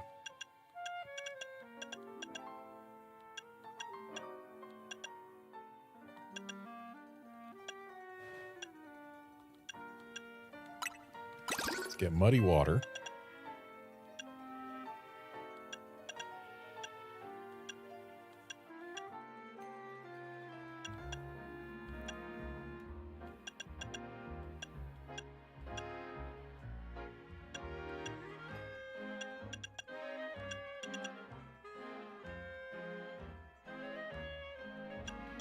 I wonder, does Solar Blade go faster if the weather is sunny in this game? I'm not going to bother finding out, but it's worth wondering.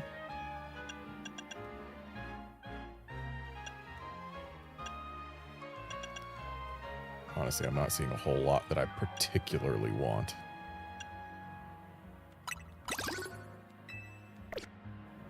Turns out when you buy the stuff you want first, then you stop having so many things you want to buy as time goes on.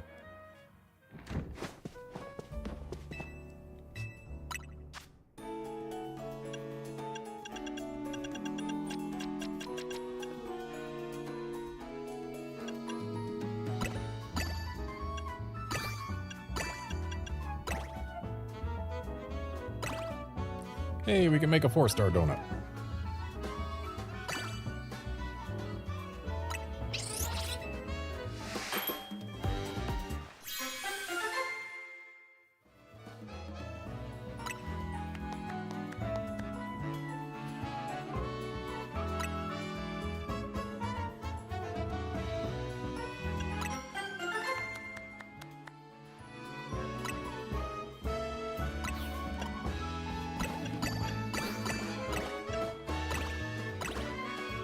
We cannot make any more 4-star donuts.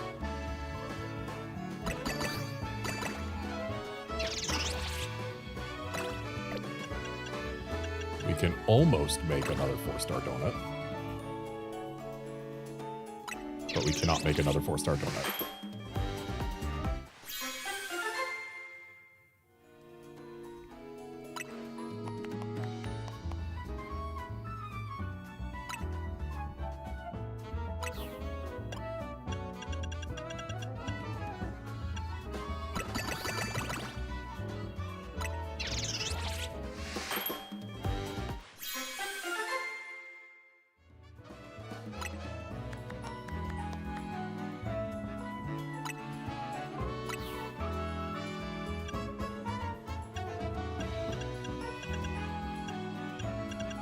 Looks like we've got a bunch of Chestos.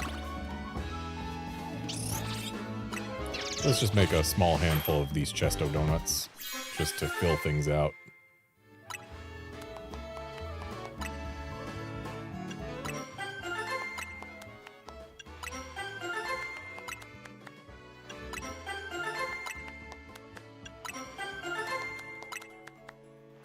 And that'll let us get into hyperspace a few times.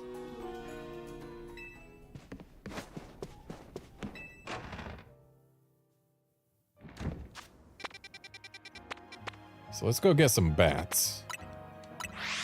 And then, if we don't have enough research to fill out our meter, we will wait until nighttime to re-roll all the hyperspace distortions and see if we can get one that is more useful to us. So this is level 3, and it does have bats that I want, so I might as well do something that lets us stay in for at least some amount of time.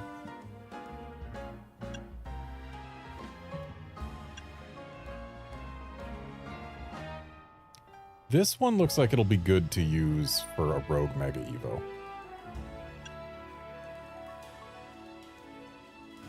So I guess we'll use this one. Maybe we'll find some alpha bats.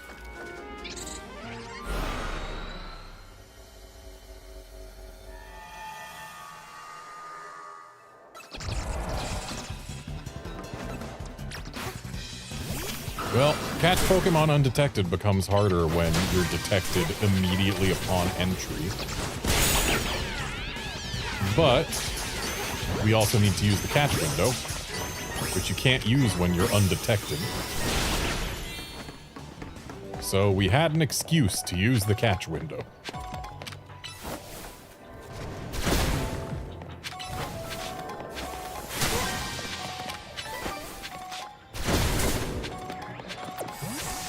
I spy an alpha bat or two.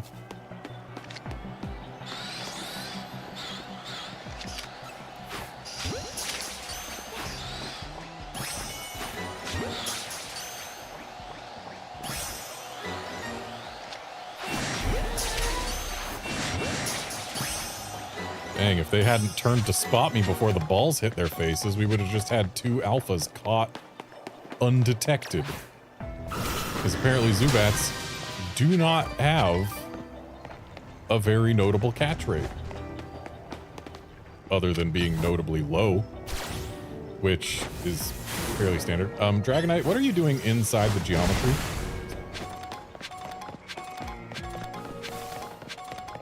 Where does this elevator go? Straight through the wall, okay. Oh.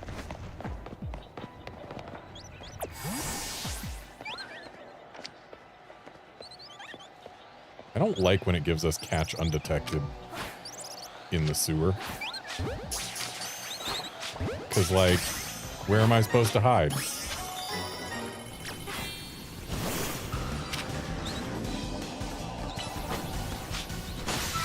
And yet, apparently, I have managed to get all of the undetected catches I need.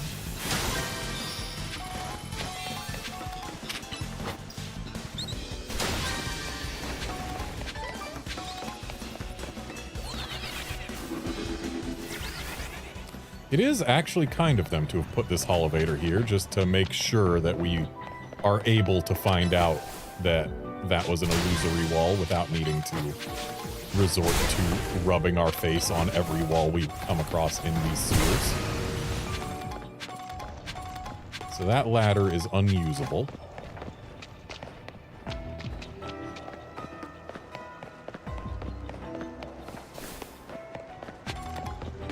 Which means there actually isn't a whole lot of sewer to explore to begin with.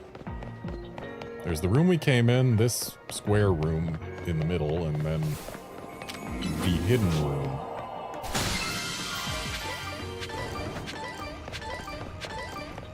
I was promised that there would be Golbats here, but no, we only found 2 large Zubats.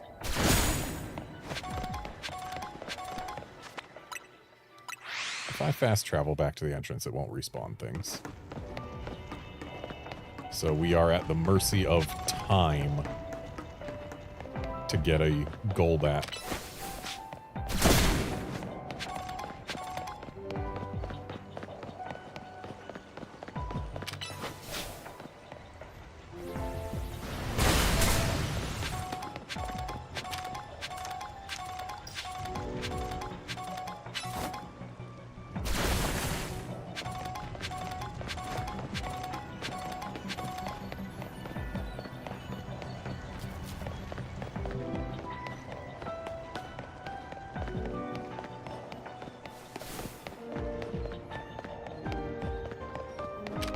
Alright, the Noibats are back.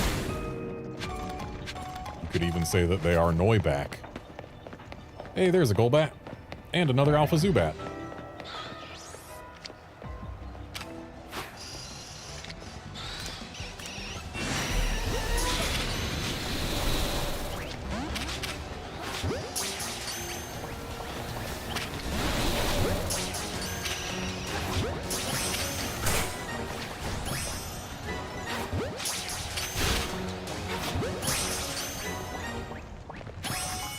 Hey, we got the Golbat.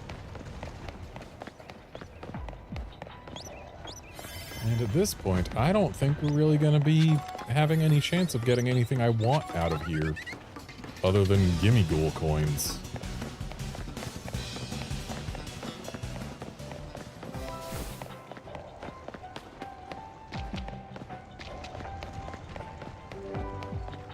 So yeah, I think we are done in this distortion.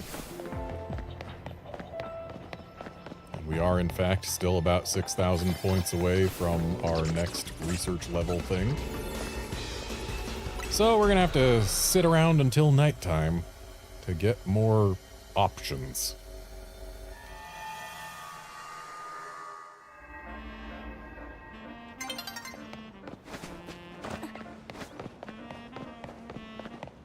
Question is, can I find a bench? Yes, I can. Several, in fact.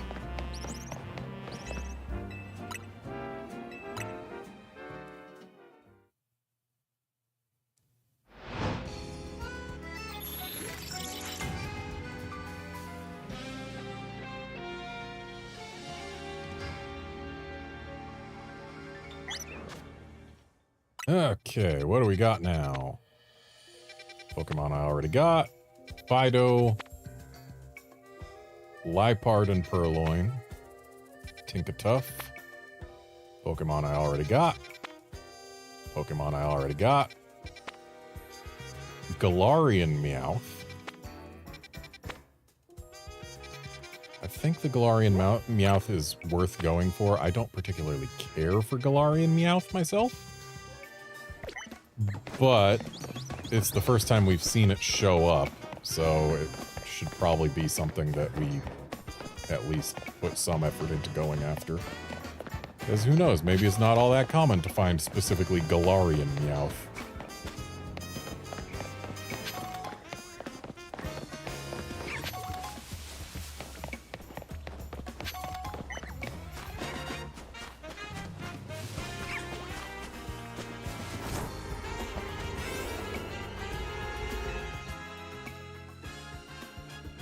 It's just a 2-star zone.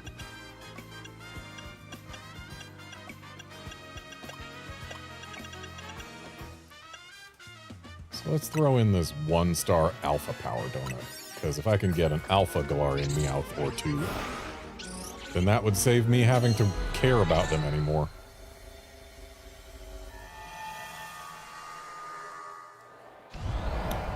And here we are in the sewer. They want us to catch alpha Pokemon.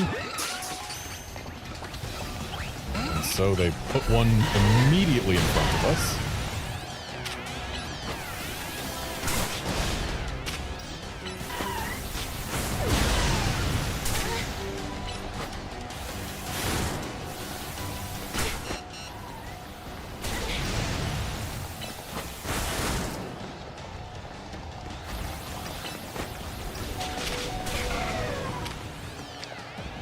That should do.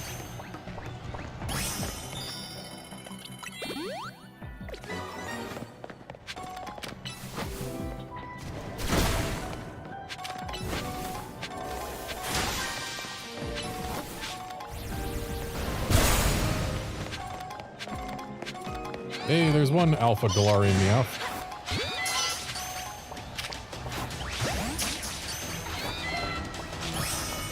And one undetected Pokemon catch.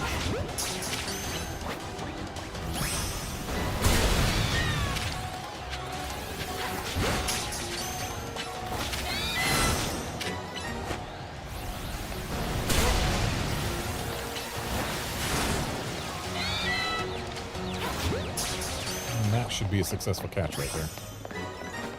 And it is.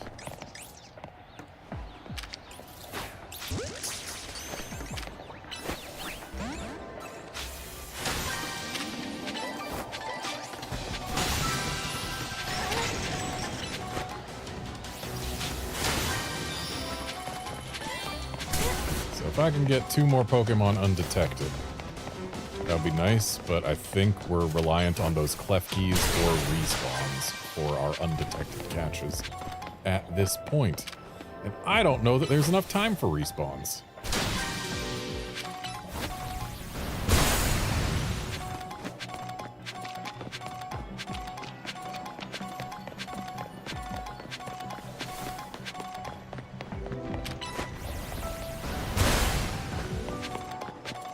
Klefkis aren't exactly a great option because their catch rate isn't stellar.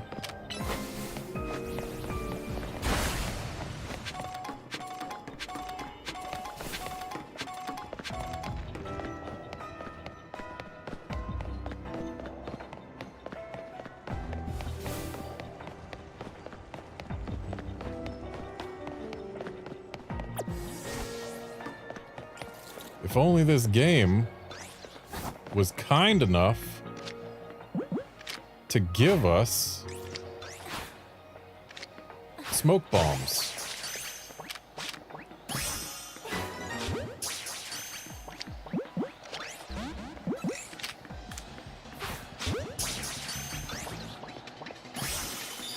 But hey, we got our undetected Pokemon. I had to use Ultra Balls to do it. Sounds like the errands are back.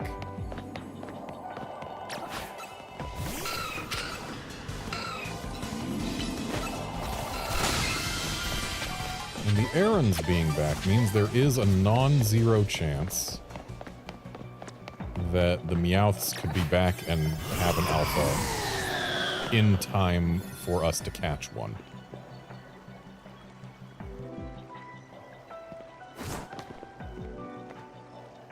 So please, cats, respawn and be an alpha.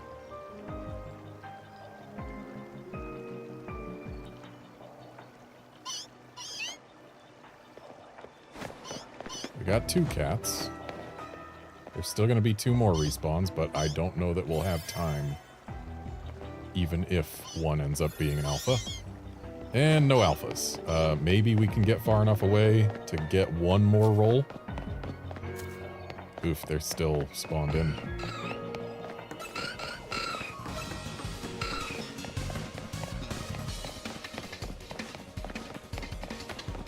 Okay, this is our last shot.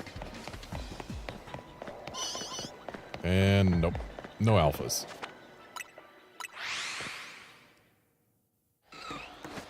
Maybe there's still a chance to find them one more time. I don't know if... Hey, there is an alpha. No, there's time. I can throw a ball at it and it'll get caught because it's 4 arrows, right? Yay, we got 2 alpha Galarian Meowths. Hooray. I've accomplished everything I wanted in this hyperspace distortion.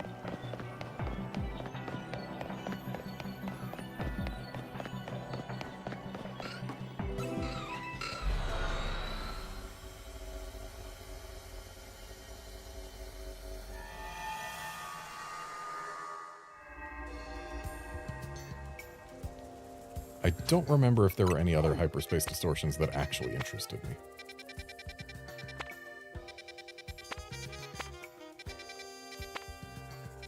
I wouldn't mind actually getting my hands on an Alpha Mankey. But I don't think I have any more way to influence its alphaness.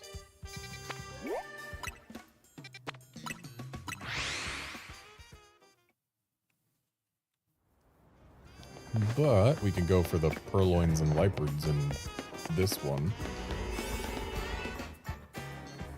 And there's probably some third thing beyond the purloin and Houndour lines. Considering every time we've seen two Pokemon from the same line shown, there has been another Pokemon line present.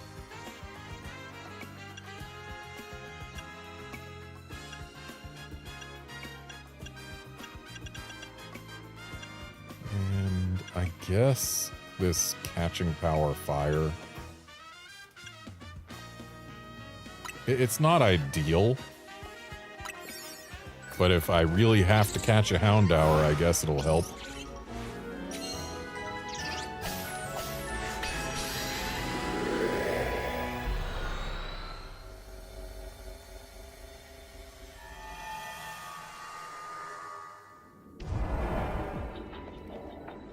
Okay, 3 species, use the catch window. Oh boy, it's freaking Carvana.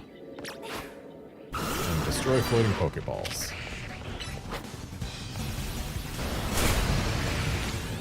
I mean, I do like Carvana. I was just hoping we'd see something. Why am I catching another Carvana? That's the same species.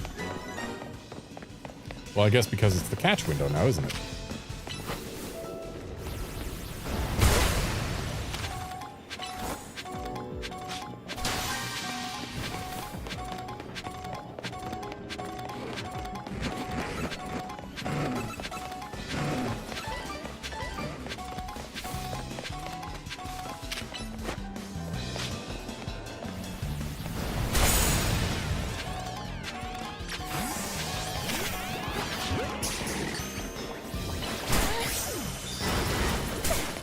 So we no longer have to use the catch window, though I am probably still going to, if we're being honest. Wow, that took us up so high.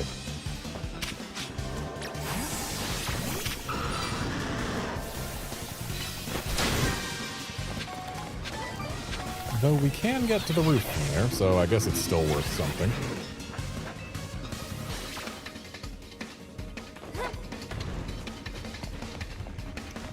So are all the cats just up on the roofs? I mean, it would make sense considering all the dogs are down below.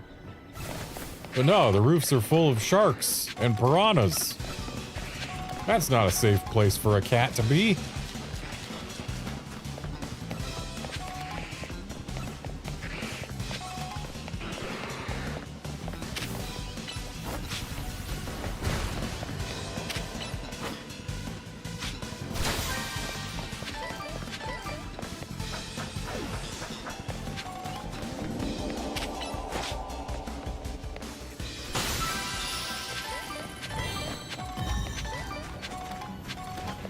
Alright, we've completed our survey. But we still haven't found any of the cats that we're supposed to find.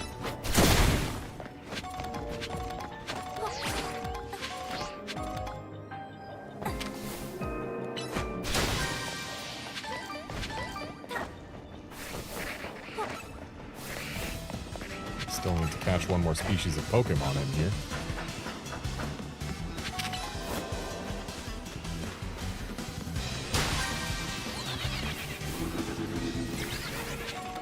So now we've made a full circuit of the rooftops. Oh, there's the cats.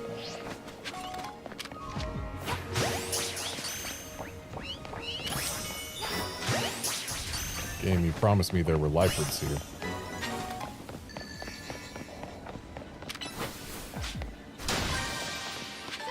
Ooh, I want to get that big ball.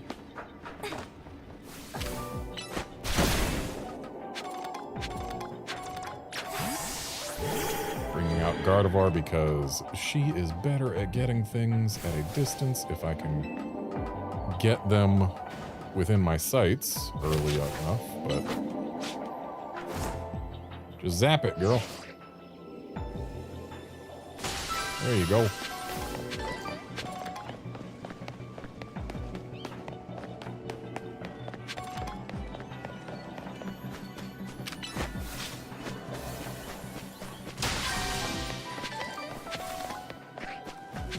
guess let's make our way back up to the rooftops. Probably have a better chance of spotting the golden Pokeball easily from up there. Hey look, I spotted it easily from up here.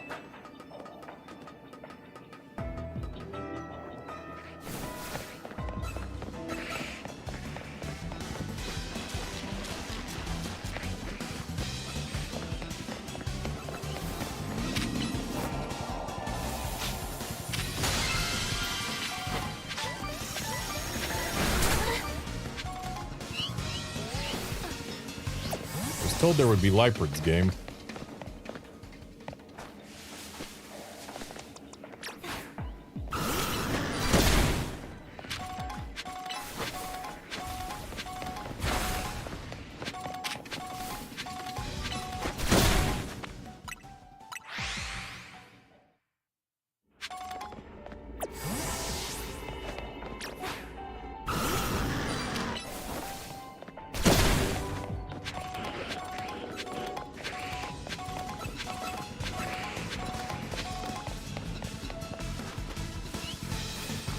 Shame they put the cats about as far from where we start as they could, other than up on the rooftops.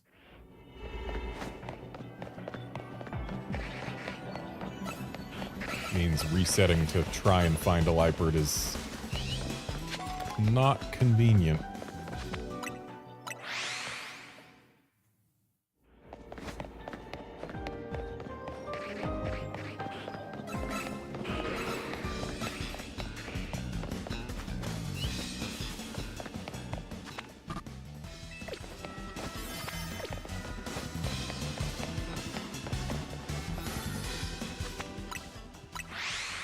Don't worry, that shark didn't see us.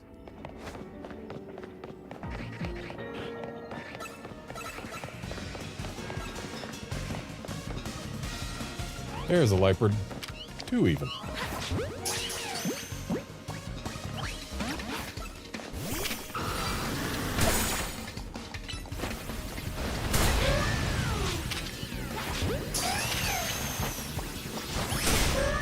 Would have liked to get an alpha, but I don't know that we've got time to reset for one of those. Not that I can't try. I mean, what the heck else am I going to do in here, huh?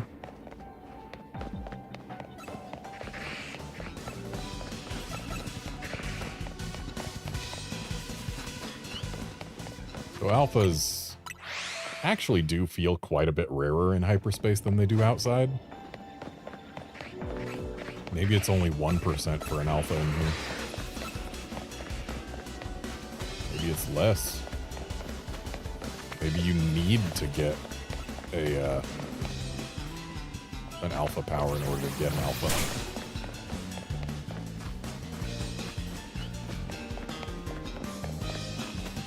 Anyway, I think our chances of finding and catching an alpha cat at this point are effectively nil.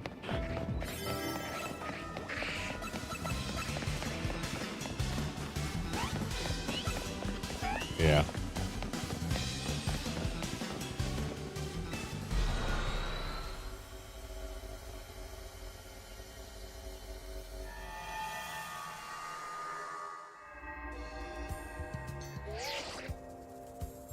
Fine work out there. You've accumulated enough points to advance our research. I've marked the location of a new hyperspace distortion on your map.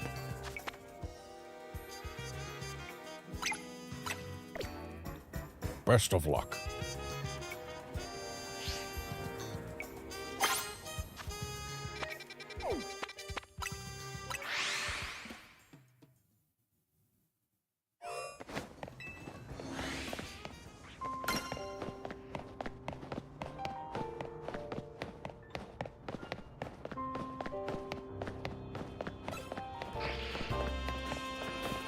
Who put all these rocks here?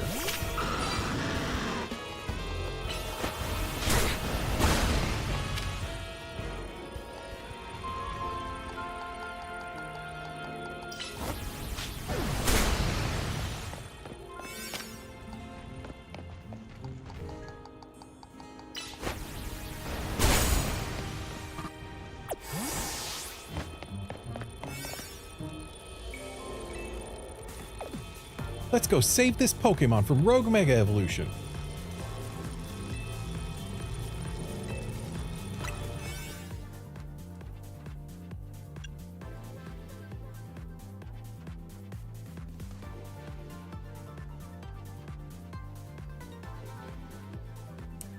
Califor, I'd say the distortions here are better than the Legends Arceus ones.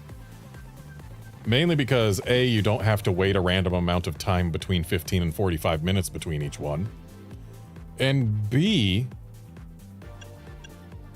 like, you can see what's going to be in them before you even go, so you can pick and choose which ones you want. So yeah, these feel better. They've got objectives, they've got a bunch of Pokemon that you can not find anywhere else, and they spawn in more than just 3 places. Yeah, it's an entirely different concept from the distortions in Legends Arceus.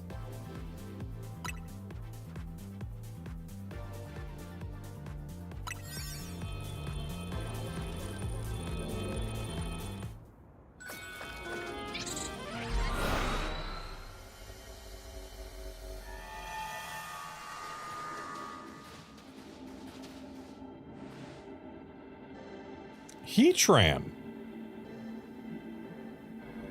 Not what I was expecting. Whoa, that's the legendary Pokemon Heatran. Stay on your toes, its fiery power is intense. So Heatran Mega Evolves. Yeah, it burns hot enough to even melt parts of its own steel body. That's right, which means we can expect to be dodging attacks that'll burn something fierce. So what you're saying is that I should use a water type. But do I really want that water type to be Greninja?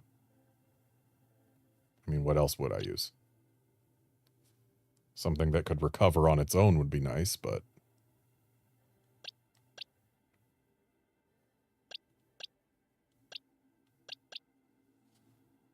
Metagross is definitely right out, we can say that much. So if I were to consider using one of the water types I got in here, Starmie might be a decent choice, but then again, it becomes a physical attacker when it Mega Evolves, and that's just wrong. Gyarados can't recover its own HP. And that's about it, really. So yeah, let's just go ahead and use Greninja.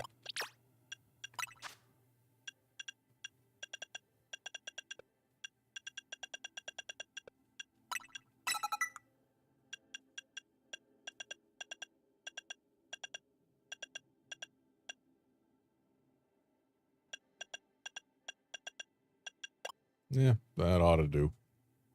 Unless this thing becomes pure steel type. But considering they made a whole deal about it melting itself with heat, and we will be looking out for fire attacks, something tells me it's gonna stay a fire type. The closer we get to Heatran, the more worried I get that we might melt too. But hey, it's a good sign that we found a legendary Pokemon in Hyperspace Lumiose. That means there's hope for Ansha's dream.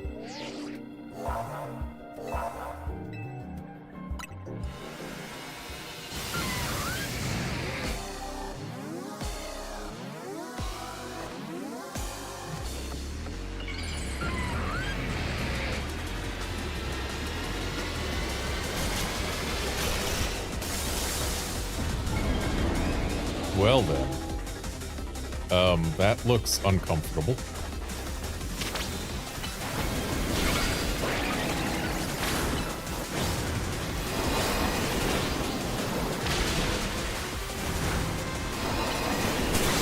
Run circles around it, you say. Doesn't really help when it's using Earthquake. Also, it seems able to turn just fine, actually.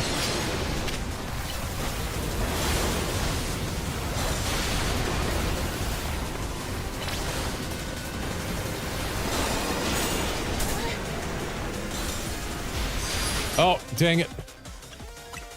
I forgot to give my Greninja the Greninja. But I saved before we started the battle. I can fix my mistake.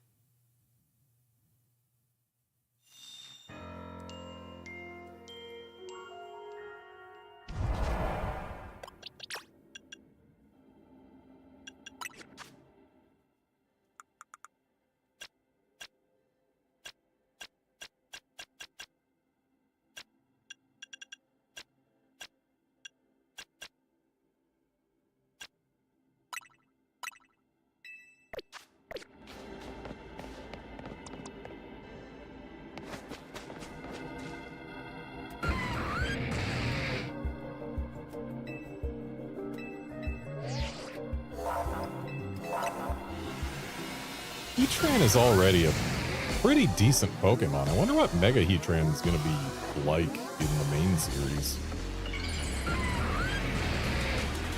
Or at least in Pokemon Champions or whatever. You don't know if Mega Evolution will ever return to another main series game.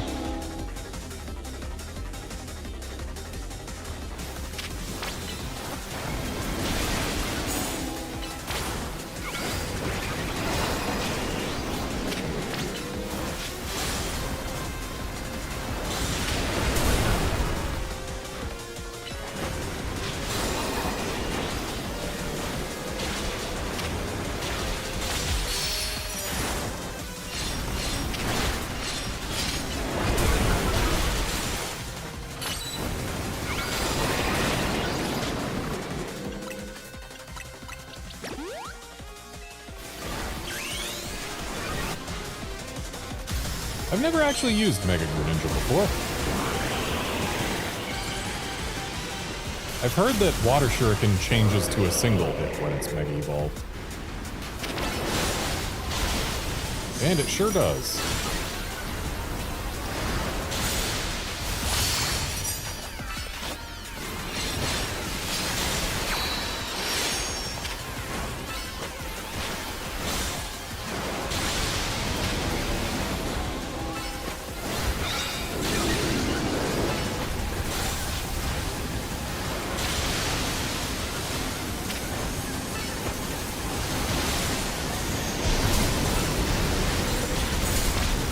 Okay, we've got a big laser to avoid, which our Pokemon's just gonna eat a million times because of how your Pokemon always follow you in this game, even though following you means that they're just gonna be wandering around at the exact range of whatever move you're trying to avoid. It's really dumb. Like, they're gonna have battles like this and try and make them a big thing. They need to make Pokemon smarter about it.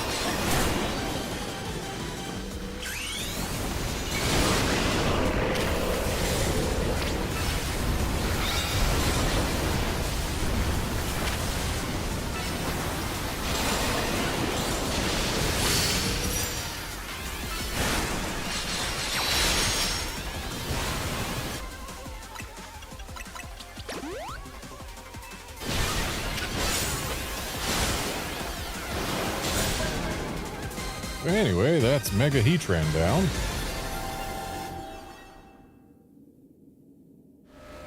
And now I have to catch it.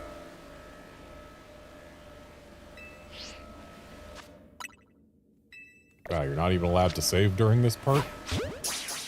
Literally have to repeat the entire battle if you want to try and re-roll for stats or whatever?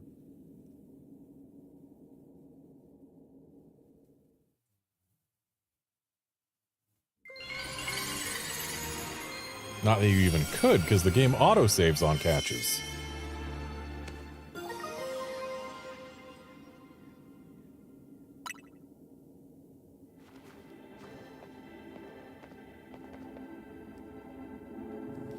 Mega Heatran's fire sure packed some legendary levels of power.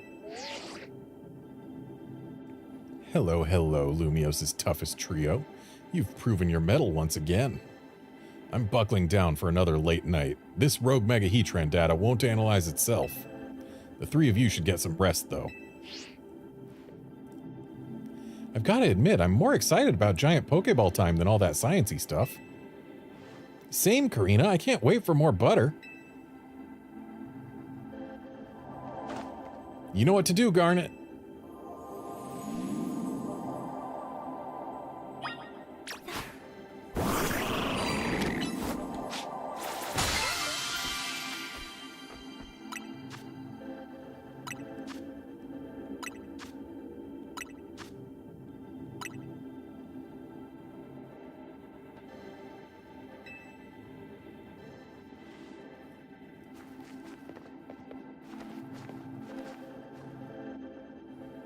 That butter's too majestic to be from our world.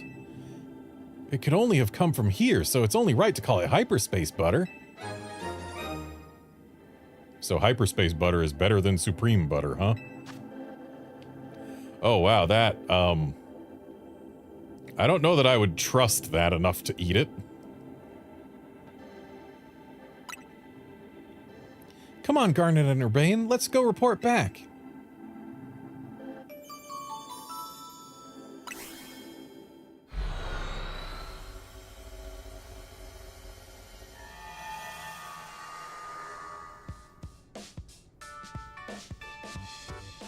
Hey, Ansha, we brought back some upsettingly good butter.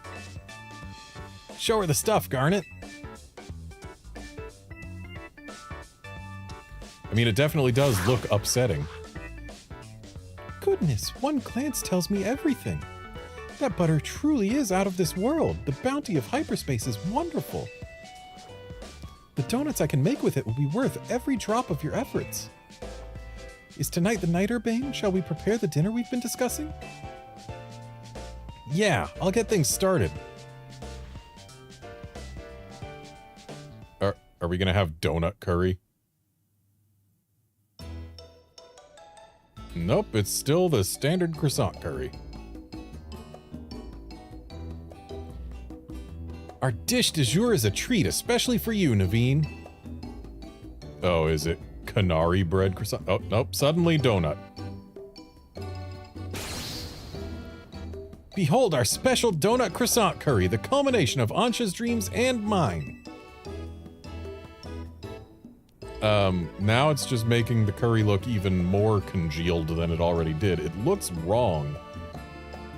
Look, I'd be the first to say that Ansha's donuts are a work of art. But combining two good foods does not always make a masterpiece. You two must know that.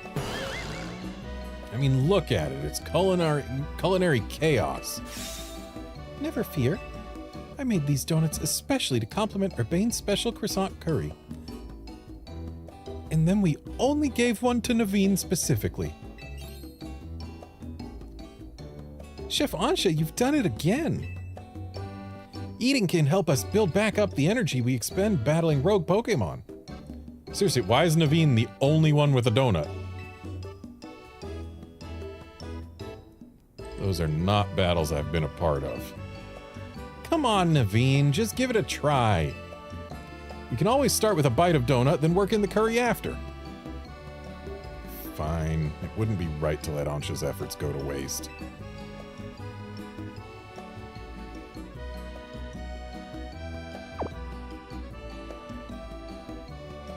Ansha, this is delightful. Your talent for donuts is remarkable.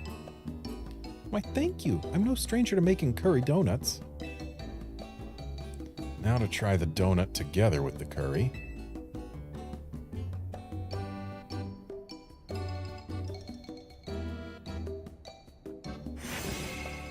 What is this?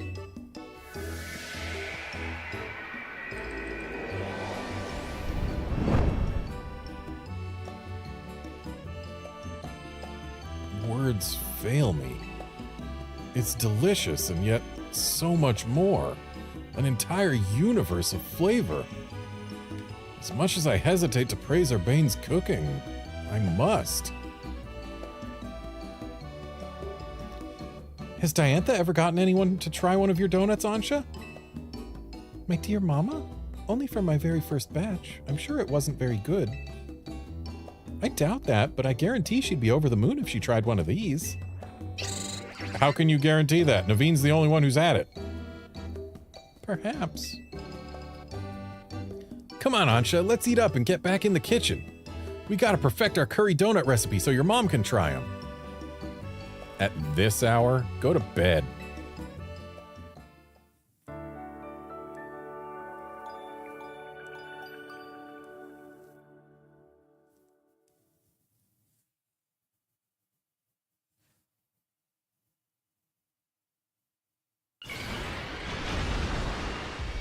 Mega! Did that shout come from Lita's room?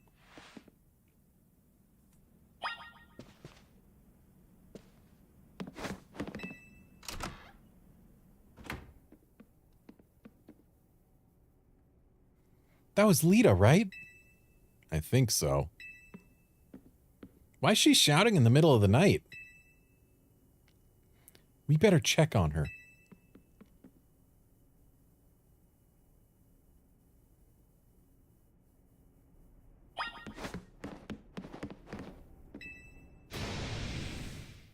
Saw you! Saw you! Saw who? What's she saying? Quick, we've got to check on her. Lita, we're coming in.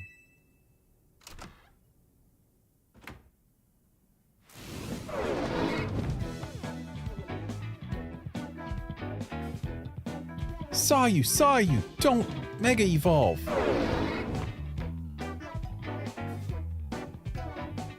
Is she sleep dancing? We'd better wake her up.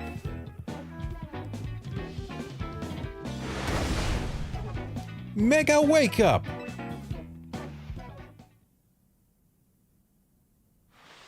What? What are you all doing in here? We heard you shout. What? I did what? I must have been dreaming. I think I was dreaming that I was at a dance audition. Yeah, but it was weird. I was tiny, like I was still a little kid Ansha's age or something. I was trying to show off my moves with Starmie, but nothing was going right. Then Starmie Mega Evolved and the judge said Mega Evolution was off limits. So I was frantically trying to get Starmie to undo its Mega Evolution. Now that you mention it, I wonder, if a Pokemon were to Mega Evolve outside of battle, how would you get it to change back? You would wait like 30 seconds. I'm not sure, but here's my question. Why was Starmie dancing along with you? Honestly, I don't know. Maybe we're just that in sync. We've been together since I was a kid back in Hoenn, after all.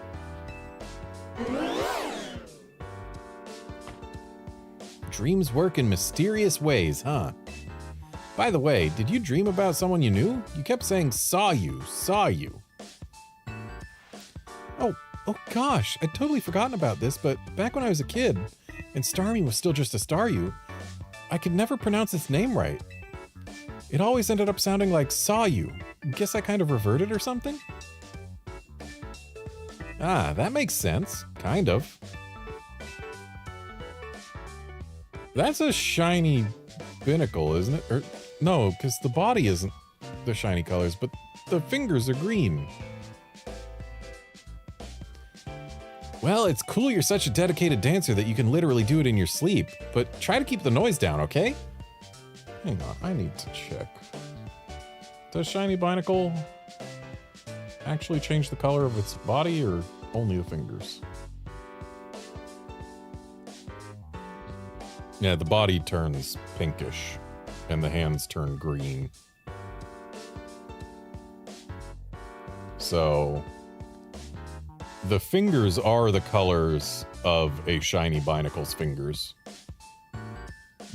But the rest is standard Binacle colors, which is weird. Sorry for the shock, and thanks for checking in on me. It's fine. Just try to get some sleep.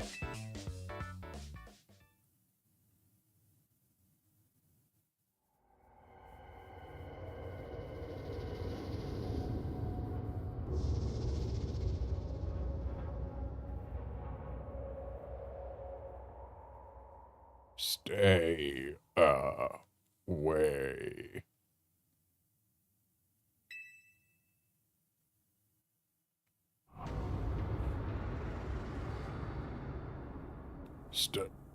Stop.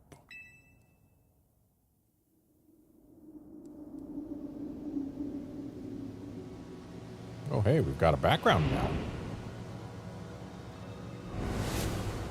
Not just in infinite darkness. Hurt.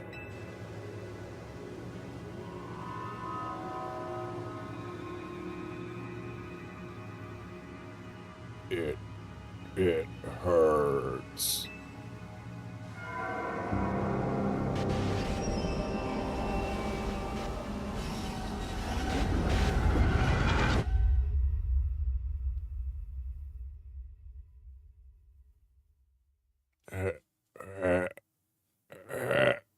Oh.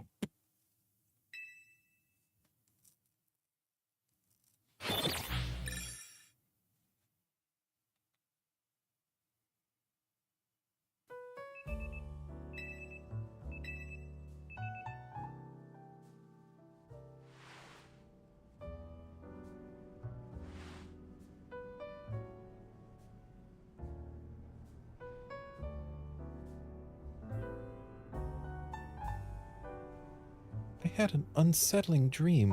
It was as if someone or something was telling me to go away. I had a dream like that too. If hyperspace Lumiose is expanding and merging with Lumiose, maybe it's affecting our dreams. Say, do you think it'd be easier for us to find the Pokemon that Ansha wants if we... Excuse me. If we let hyperspace Lumiose swallow up our whole reality? Yeah, it might work, but it wouldn't be a good idea. Yeah, Karina, we can't do that. If the hyper-strong Pokemon from hyperspace Lumiose started appearing here, regular trainers like us wouldn't be able to handle them. Sorry, Lita, I was trying to lighten things up with a joke, but I guess it wasn't that funny. I appreciate that you're still thinking of my goal, Karina, even with everything else going on. Woof, guess I put my foot in my mouth so deep that Ansha had to help me dig it out. It's odd that we haven't heard from Corbeau yet. Maybe we really do need to say his name to... Oops, guess I just said it. Good morning to you, Team MZ. Sorry for the trouble, but would the team join me at my office? And I do mean all of you this time. He sounded serious. That can't mean anything good. Guess we better get going.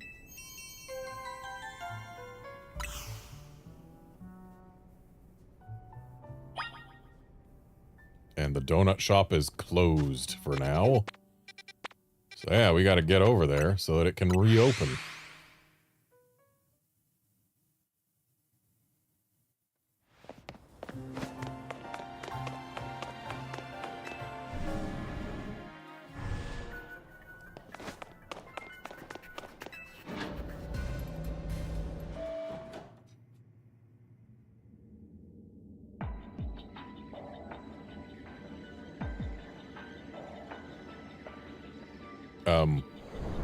How'd we get here?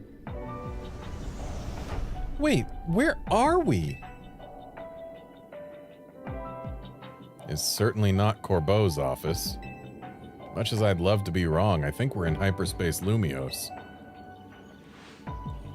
But how? Hoopa didn't open a distortion for us or anything. Aloha, Team MZ, what is the meaning of this? Miss Jacinthe,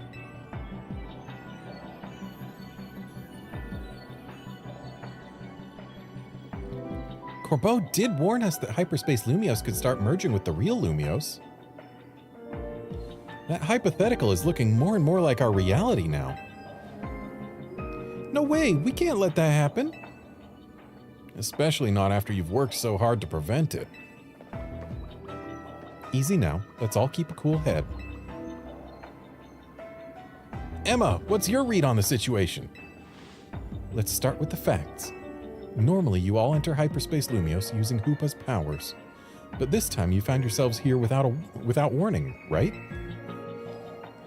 Right, it's bizarre. I'll say, especially since it also seems to have affected Jacinth and me. And unlike when Hoopa opens the way, there's no sign of a portal back to regular Lumios. So I guess we need to find another way out of Hyperspace Lumios? Hey, did you lot take a surprise one-way trip to the Bizarro Zone, or was it just us? Yep, we sure did. Then we're all stuck in here? Great, just great. Well, wandering around aimlessly isn't going to do anyone any good if we can't find each other. Your group had better just head here, yeah?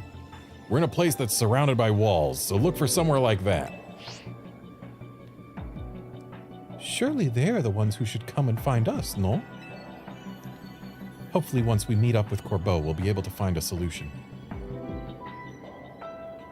Sounds like it's time to hunt for somewhere surrounded by walls. Well, yeah, if it's surrounded by walls, maybe they can't come to us. You ever think of that? Hmm?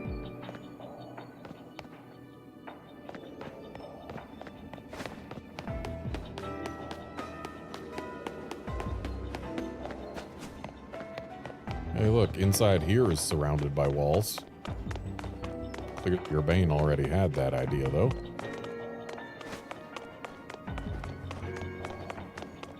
Oh, hi, Ivor. Didn't expect to see you here.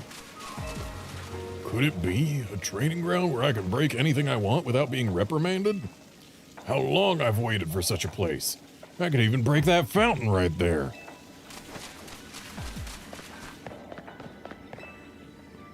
This here's a fine bit of scaffolding. It'll support your weight if you want to make for the rooftops.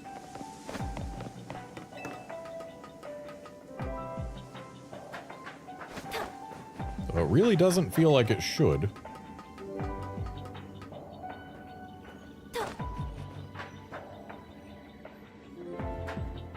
There's a kid in here, too. And I'm going to go ahead and not talk to Grisham.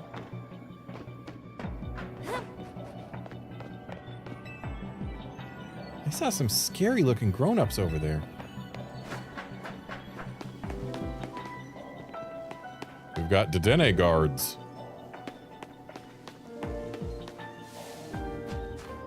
Well, there's who we're after.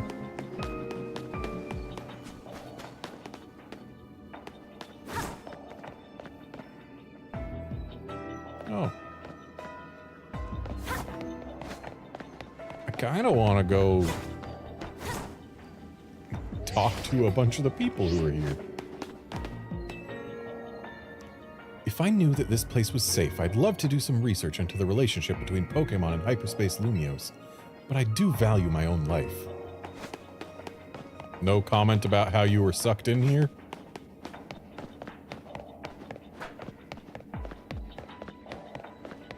Hey, fellas.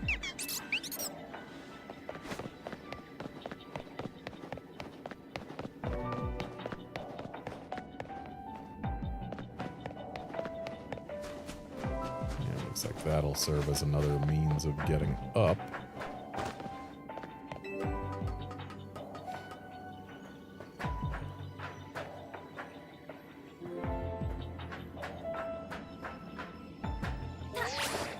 I know I said I wanted to talk to all of the people in here, but I refuse to talk to Team Nouveau Flair. Or Team Flair Nouveau.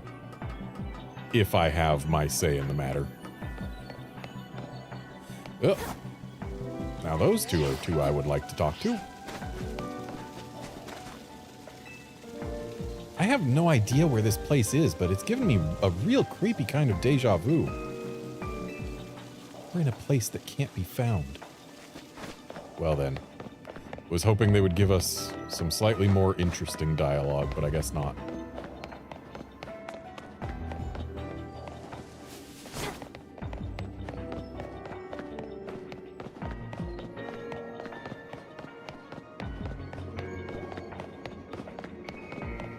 Gee, can I sit on the bench to pass the time? Nope.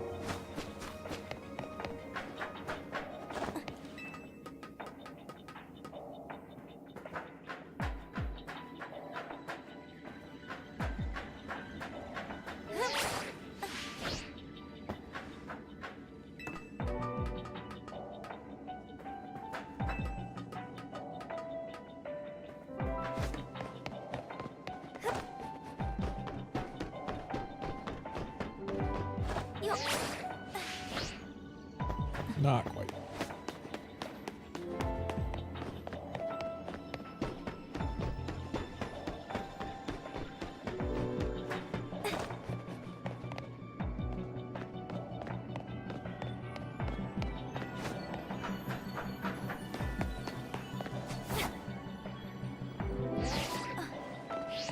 Hey, fellas. Aha, the rescue team arrives. Looks like Lumiose is in big-time trouble again. Anyone got any good guesses as to what's causing our current predicament? Yeah, was it the distortion above the tower? That seems to be the case. To be more precise, power appears to be building within the hyperspace distortion over the tower, and that power is distorting the real Lumiose. Which means that not only are Pokemon from hyperspace Lumiose appearing in our world, but people from the real world are also being warped into hyperspace Lumiose. We know the most about this whole place, too. I'd guess our subconscious minds were more susceptible to hyperspace's influence. But if these powers keep growing, every person in Pokemon and Lumiose could end up here. And in time, it's possible that no one will be able to return to the real Lumiose. No way! That's not happening! We can't let it happen. We've got to protect Lumiose.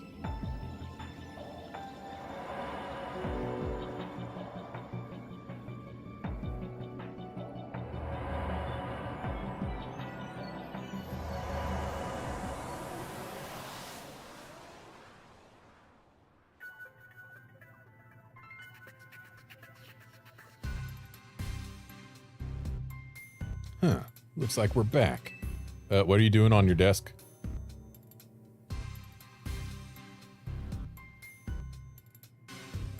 The experience we all shared suggests that hyperspace Lumiose may indeed be merging with the real Lumiose, and it's only just beginning. Yeah, but how much time do we have left? Remember how hyperspace Lumiose would get unstable if 4 or more people went in at once? Think about how many folks we had in there just now. Sure didn't look unstable to me. I'll bet it won't be long before every person in Pokemon and Lumiose could get swallowed up. But we can stop it if we figure out what's going on with that big distortion above the tower, right? That's the hope, yeah. No matter what it takes, we'll put a stop to our world merging with hyperspace Lumiose. We didn't work so hard to protect Lumiose just to watch it turn into some nightmare zone, yeah? Anyway, let's get back to why I called you all here in the first place. We finally managed to learn something new. Tell us everything. Brace yourselves for this. We've learned that hyperspace Lumiose is being created and sustained by a single Pokemon. Just one Pokemon? What Pokemon could be capable of all this?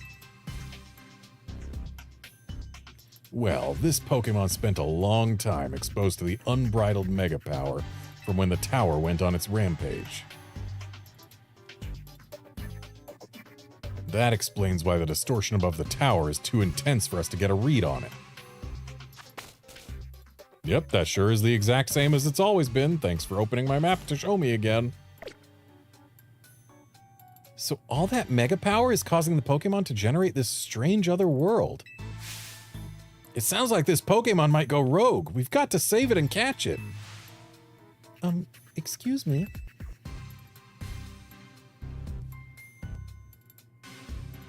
Once we save that poor Pokemon, will Hyperspace Lumiose disappear forever?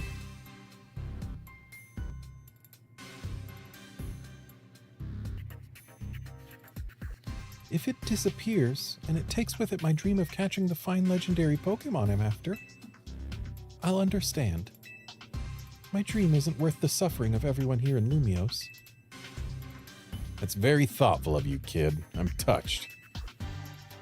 Here's the deal. Once we handle the Pokemon causing all this, Hyperspace Lumiose should finally stop expanding. That doesn't mean it'll disappear right away. According to our calculations, it'll linger for a bit. Hopefully long enough to follow your dream.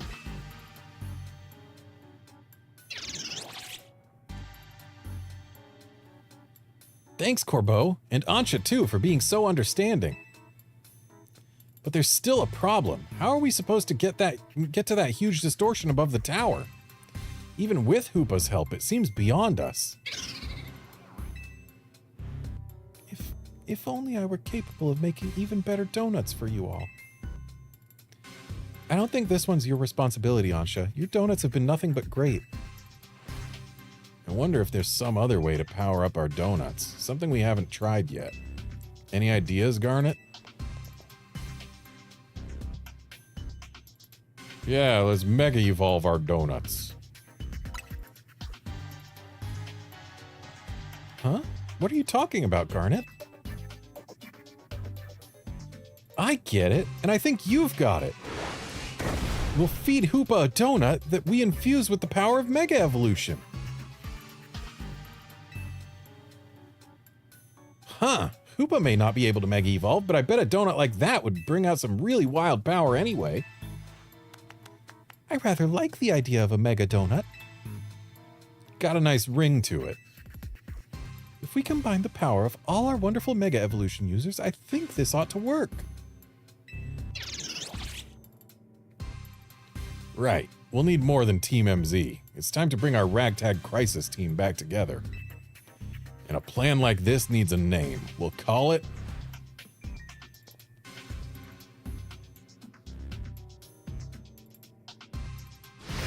Operation Mega Donut. Using a donut of mine to awaken a power in Hoopa on par with Mega Evolution. Wonderful. It will be as though we are Mega Evolving as well. Now that we've got ourselves a plan, you know what it's time for. Go out and survey Hyperspace Lumiose so we can do our thing. I'm counting on you, Garnet.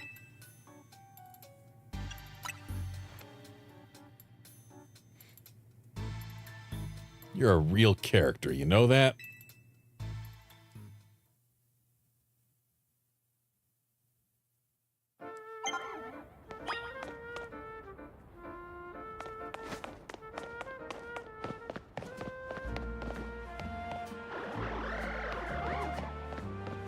There's an Alpha Hawlucha up there, but I don't need it. So I spy 1, 2, 3, 4, 5, 6 side missions. Okay, we got Mastiff and Mabostiff there. That, I believe, is Galarian Yamask. Ooh, there's Tepigs in here. Oh, there's another side mission thing there. With an unidentified Megastone, we'll have to go there. Cubones. Toxels and Toxtricity. Chimecho. Oh, hey! The fossils are here. That means that we will have the ability to get them shiny with a greater than 1 in 4,096 or whatever chance. Greater than full odds chance for the first time. Which means we can also potentially get shiny alpha fossils much more easily. I have a shiny Aerodactyl, but I do not mind being able to get other shiny fossils more easily. I'd like to get a shiny Alpha Aerodactyl, if I'm honest.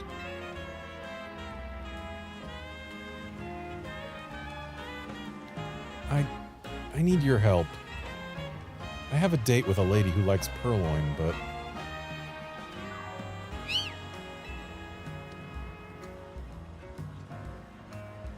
I'm so nervous, I don't think I'll be able to carry on a conversation, so I'm asking for your help. Could you please help me talk to her? Please? Please? Purloin just hasn't been the same since it stood up. Let me know when you're ready to help. Please, I really need this. Are you ready to back me up? Thank you. My date really likes Purloin. So I went and caught one for her, but I haven't had time to get to know it, or Purloin in general. Could you sit nearby and give me some pointers if needed? She'll be here soon. If I can't answer one of her questions, please tell me something good to say.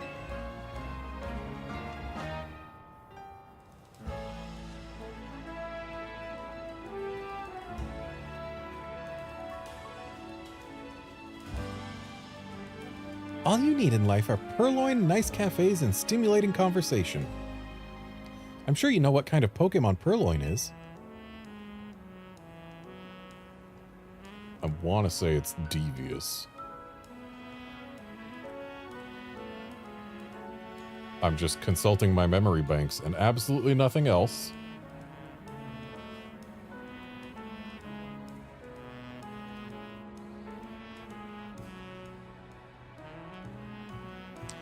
Yep, the devious Pokemon. That's what my memory banks and nothing else say.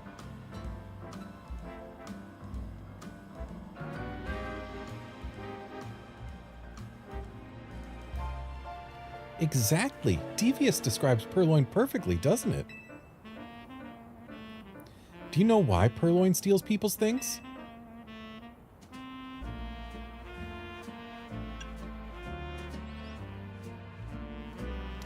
Pokédex says it steals from them for fun.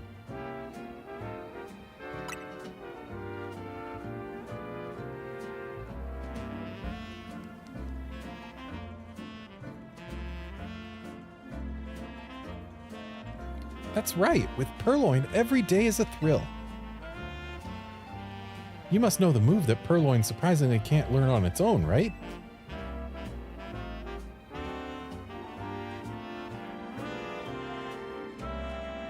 It does learn Nasty Plot through level up. It learns Torment through level up, so foul play.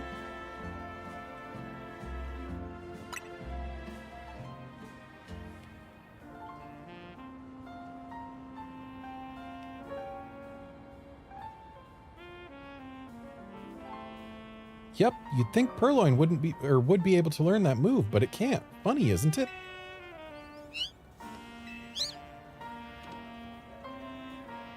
It's so fun talking with someone else who loves Purloin. I could keep going for hours.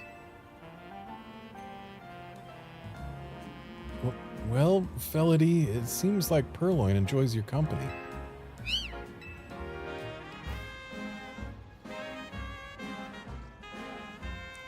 And I've enjoyed your company too. So it'd be great if we could maybe go out again sometime.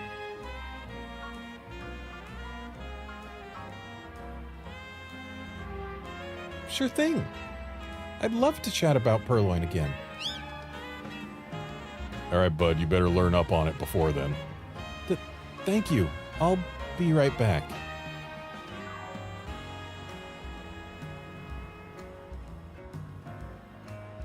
You're a real lifesaver. I had no idea what she was talking about.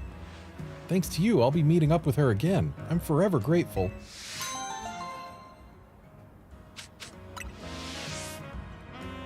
I'll have to say goodbye to her now. I just hope she doesn't start talking about Purloin again.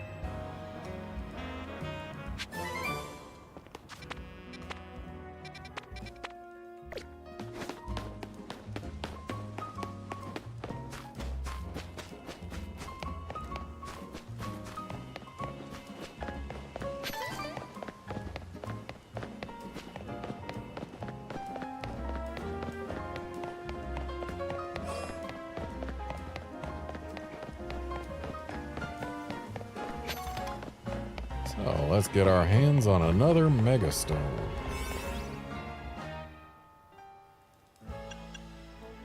I guess we'll use this barren donut for it.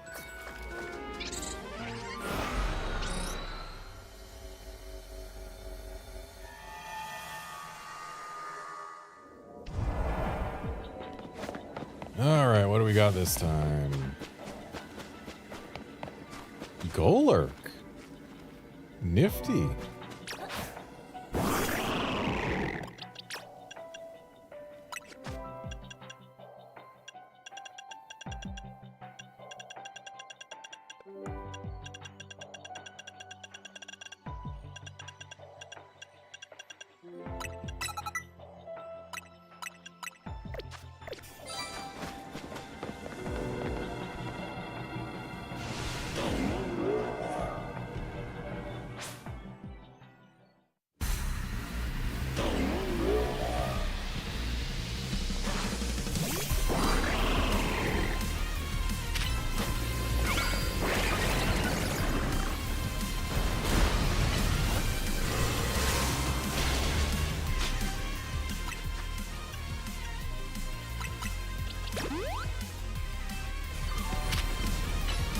Right. Hyper potions haven't been 200 HP in a while.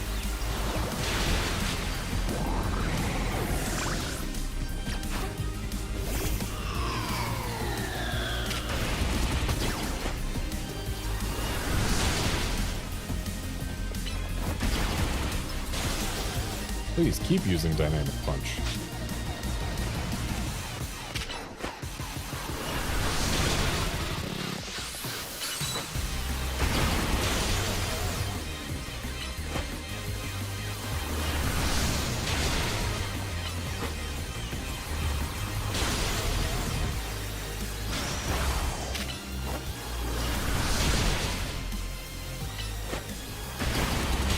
Honestly, the more you use Dynamic Punch instead of Earthquake, the happier I am.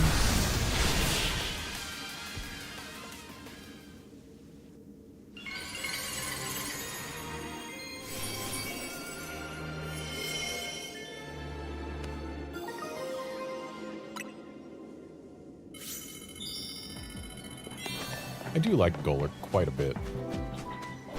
Mega Golurk is a very tame Mega Evolution. Just aesthetically. But, hey, whatever.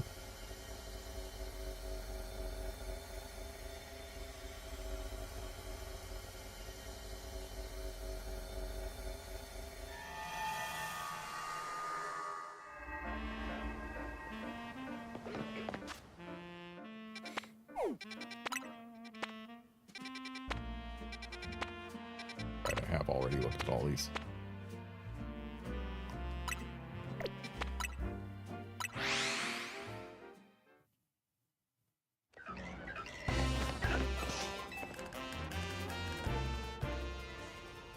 I've finally done it. They said it couldn't be done, but I did it. For the sake of our customers, I really went and did it. You may know of the ultimate beans we use in our Ultimo coffee, also known as the 100,000 Poké brew. Well, I've obtained the ultimate grade of the ultimate beans, the supreme cream of the crop. They can only be harvested in a select area, and only a handful are produced at a time. But thanks to the power of Pokémon, I finally got them. The ultimate beans of supreme ultimacy. This is the achievement of a lifetime. Wouldn't you like a taste of my once-in-a-lifetime brew? Yeah, sure.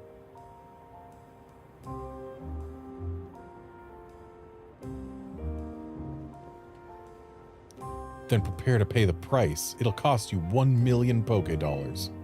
If you truly are interested, and you're sure you won't regret it, then go on, order a cup. I don't have the cash on me right now.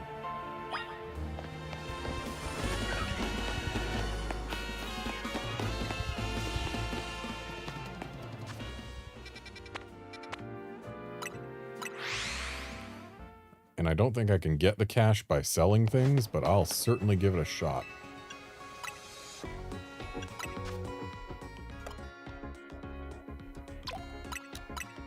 Yeah, nowhere even close.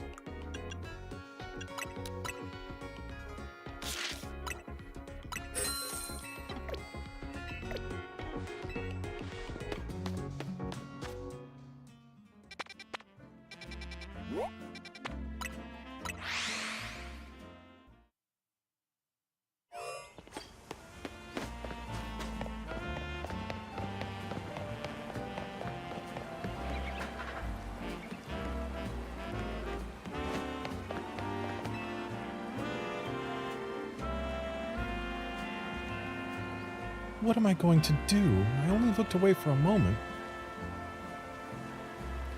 My darling little Rosebud went into the wild zone. I'm too scared to go in there alone. Sorry to bother you, trainer, but could you please find my Rosebud for me? Just call out Rosebud and my Pokemon is sure to come running. Yeah, what kind of Pokemon is it? There's no mistaking Rosebud. One look and you'll know right away. I hope Rosebud isn't scared all alone in there.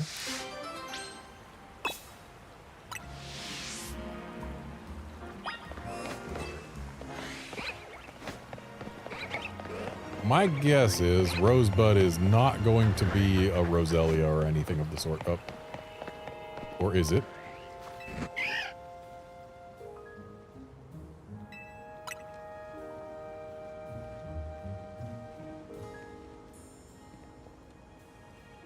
Wild zones are dangerous, Roselia. Let's go home. Yeah, that had to be a red herring. It was obvious.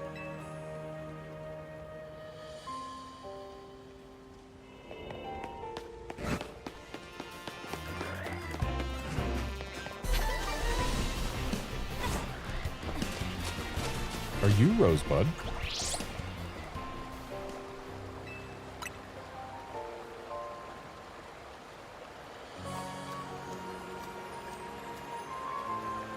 Glimmy, you can't spread poison around here. It'll be a nuisance. Come on, let's go home. Yeah, please keep your Pokemon from spreading poison in public waterways.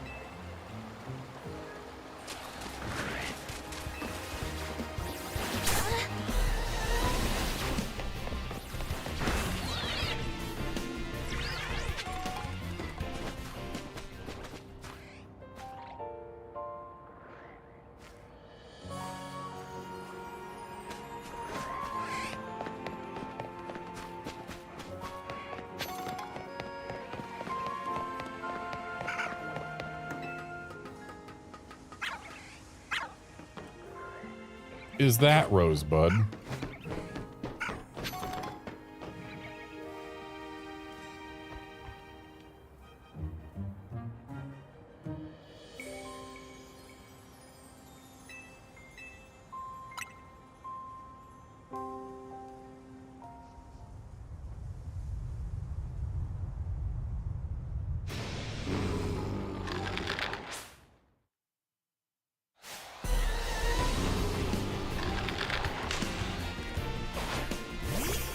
And I bet the game isn't going to let me try and catch it. Yep.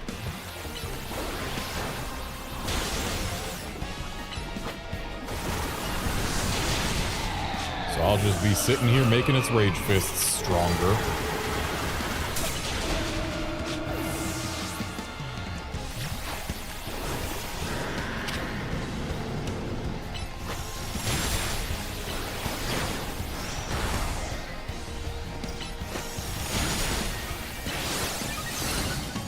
Ooh, good freeze.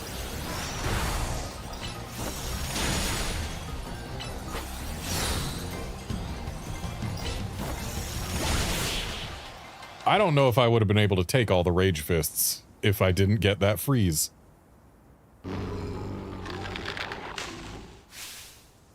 Rosebud! Ma'am, this is an Annihilate. See, I told you, there's no mistaking Rosebud. One look at that rosy little bud of a nose, and I knew my darling Annihilate was a Rosebud. Rosebud, don't go wandering off alone. You'll scare people. Thank you so much for finding Rosebud. Ooh, I think your little nosy got a bit dirty, Rosebud. Let's get you cleaned up.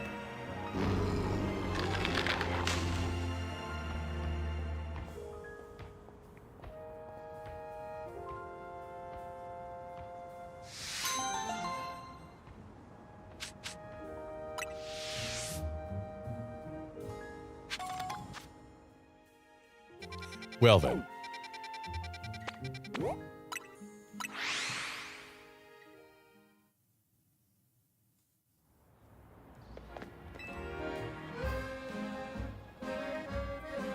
This is Cafe Triste. Triste? Whatever. As our name suggests, we cultivate a subdued atmosphere here. Once, years ago, we suddenly began to grow much more popular. Our cafe was bursting with customers. In the end, we couldn't serve them all. It got so busy I wanted to pull out my own hair. To such overwhelming crowds, I say non merci. And yet, if no customers come at all, we can't stay in business. It's a delicate balance. You see what I'm driving at, yes?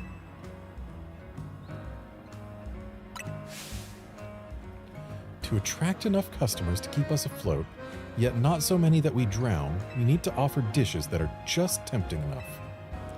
What dish do you think would suit our menu? Lumious galettes are everywhere, so they aren't super tempting. Croissants are probably even more everywhere. So, curry and rice, maybe it's just unusual enough here that it'll draw some people, but not too many? And hear people grouse that it's not as tasty as Hotel Z's surprisingly good curry? Non, merci.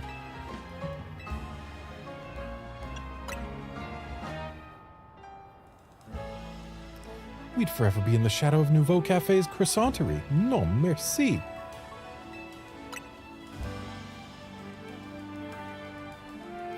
Oh, you can get Lumios galettes anywhere. Non, merci.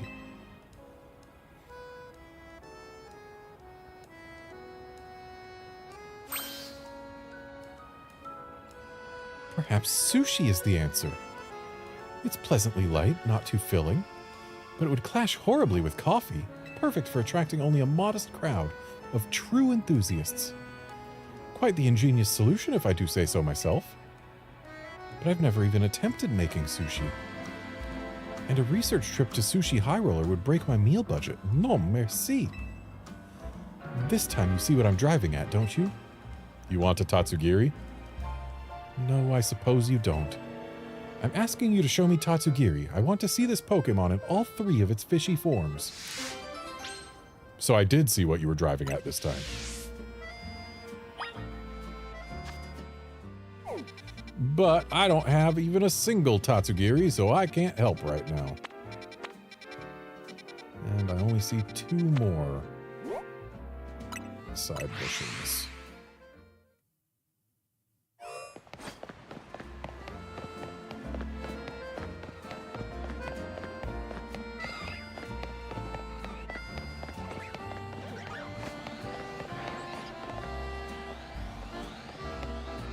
Do I hear an Alpha Helioptile? No, I hear an Alpha Emolga. I don't need no Alpha Emolga. Ugh, I have to help Team Flare again.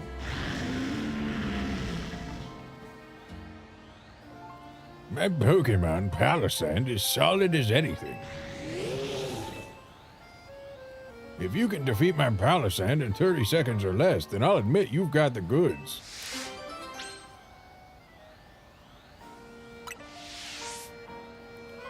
When you're ready to lose to my Palisand, just say the word.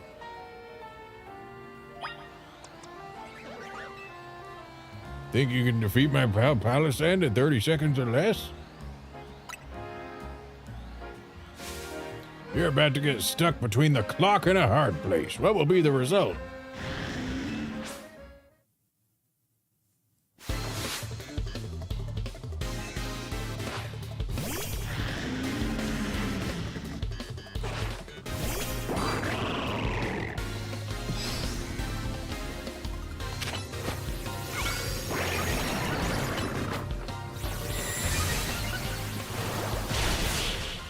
I did it. Might not have even needed the nasty plot.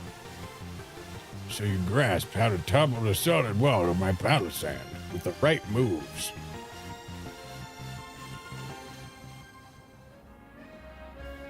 How much time did you take? A whopping 6 seconds. Wait, only 6 seconds? Does that mean you passed my challenge? You've defeated my palisade, and you didn't even need more than 30 seconds to do it. I admit it, I gladly do. You, Garnet, are a truly great trainer.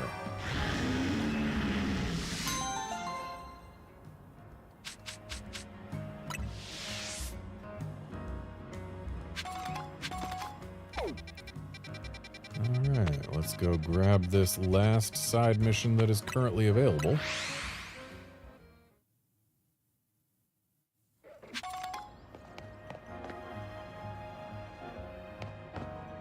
Is it going to be inside the sewer?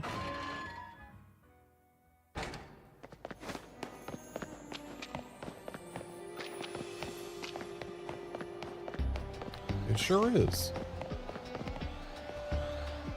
Guy, don't turn around now, but there are some alpha keys behind you.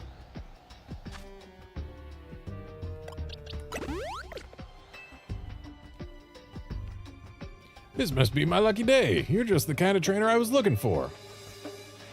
Actually, I ain't lucky. I'm kinda in a pickle. Sounds like some big old Pokemon clogged up a pipe down here. I hear it's a real doozy, so it might be kinda tough to handle. That's where you come in. I'll send you the location of where the Pokemon's probably stuck. Use your map's guidance feature and check it out. So Dondozo is in this game, is it? I really wish that the quest names didn't spoil what we were gonna find.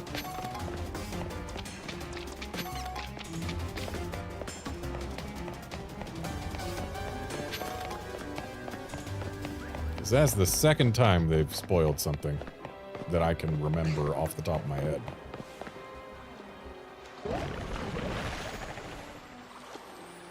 A Dondozo is stuck in the pipe.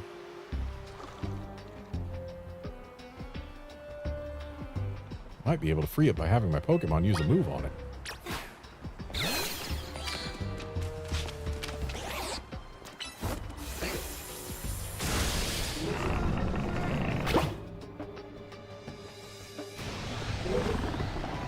Really, that's an alpha. It didn't look big enough to be an alpha.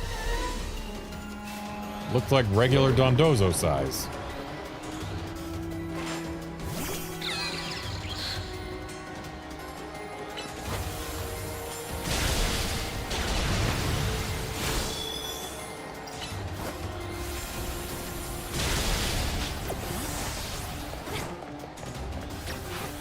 I'm not gonna just let this thing use Fisher on my Raichu.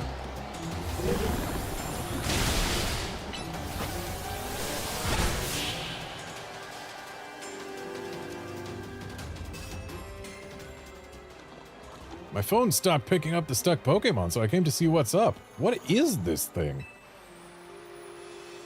It's a Dondozo. May I please take it?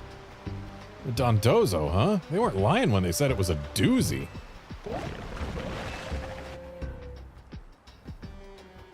Aw, don't be sorry. All you wanted to do was wriggle through the pipe. I totally get that. If it's cool with you, do you want to be my partner? Lots of Pokemon live down in these sewers, so I'd feel safer with you around.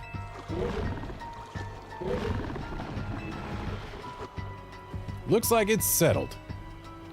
Don't think I forgot about you. Thanks for saving this doozy of a Dondozo. All right, Dondozo, time to get to work.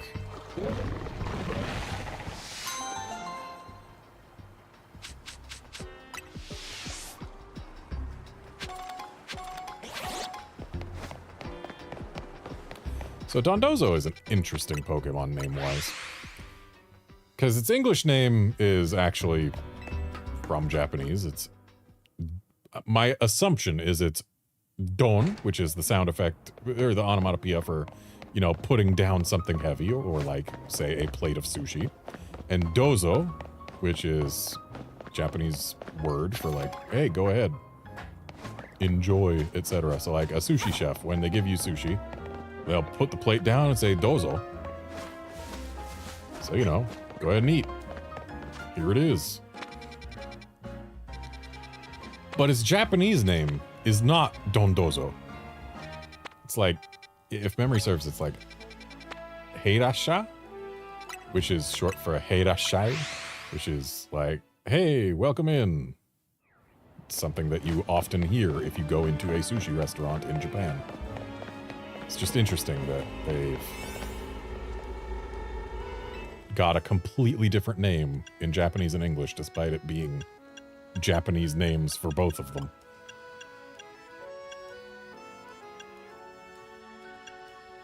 I need to make new donuts if I'm to go into these places.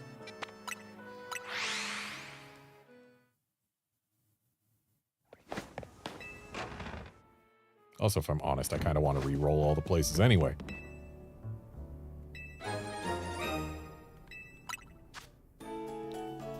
So, can I make a 5-star donut now?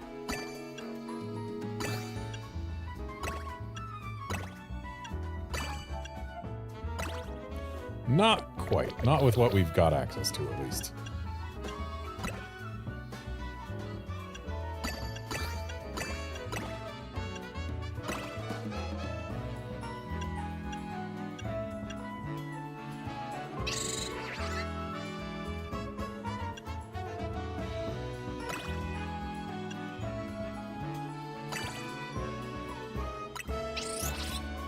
So 4-star donuts are now easy to make.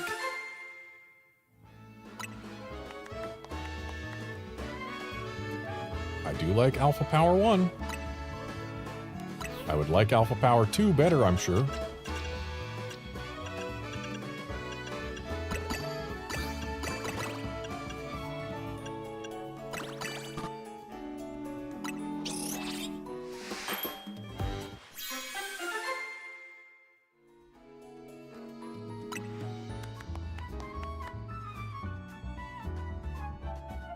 So that's another one to use for Rogue Mega Evos.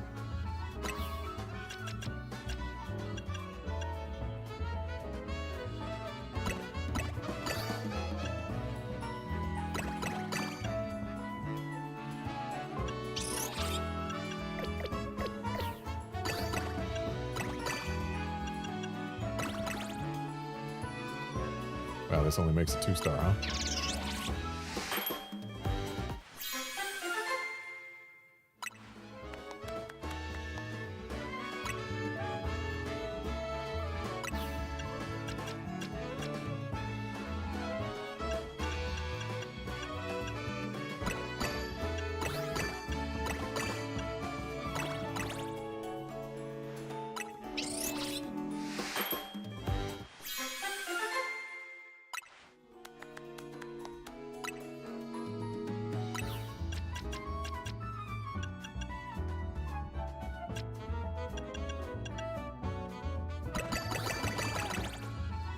And what do we get if we just do Hyper Citrus? I mean, I know the powers are at least somewhat randomized. But still.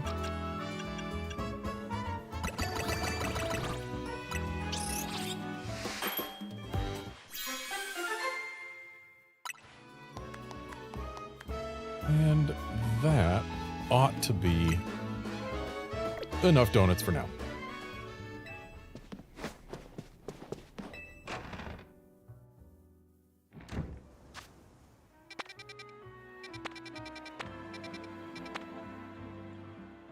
I am going to go ahead and rest at a bench and get our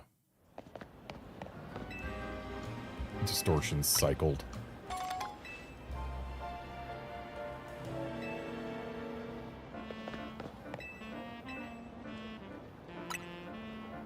Because I want to find something interesting in them. Not just something I don't have in my decks yet. Something worth using Alpha Power to try and get a big one of.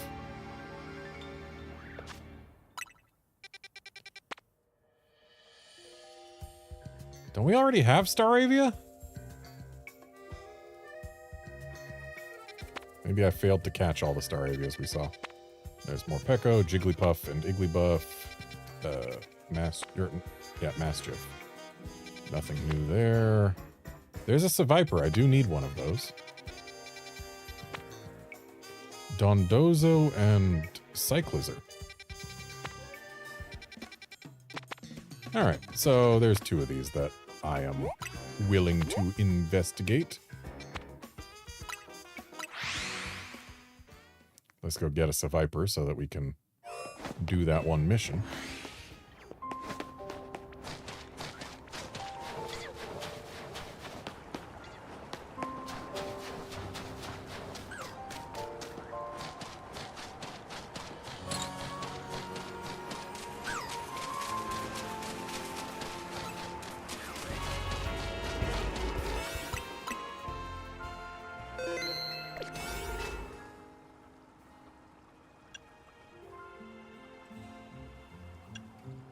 Part of me wants to use an Alpha Power Donut, but I think I've only got the one. Yeah, I've only got the one. So I'm not going to use the Alpha Power Donut here.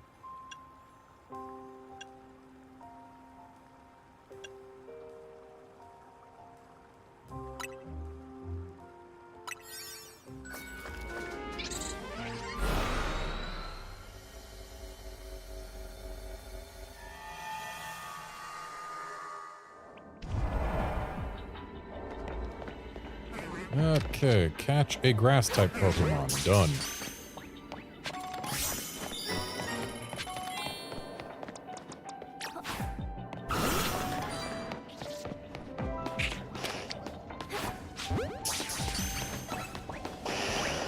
Kind of weird that the Sevipers and Arbox are hanging out together like this.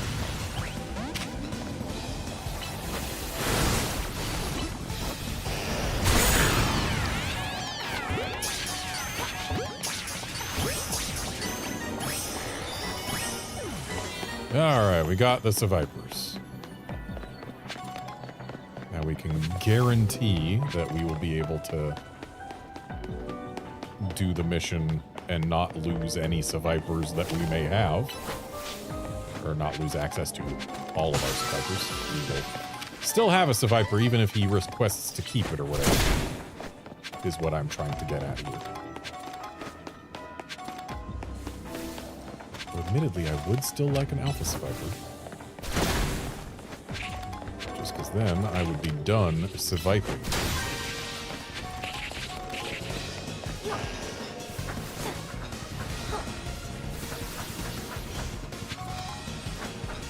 This doesn't appear to lead anywhere.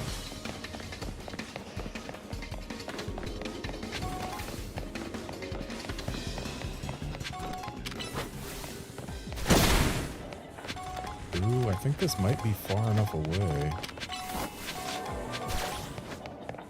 Excuse me, Dragonite, try actually breaking it.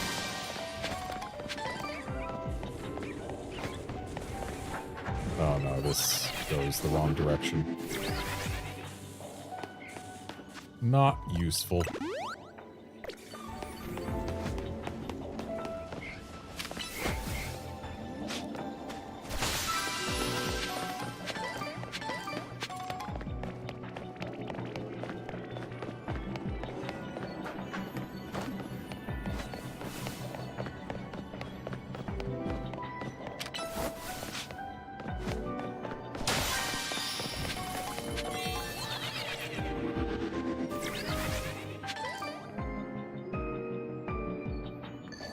Is that?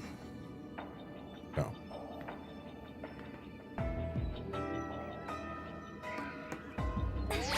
Dang it. If I had pressed the button sooner. No, I wasn't trying to go down.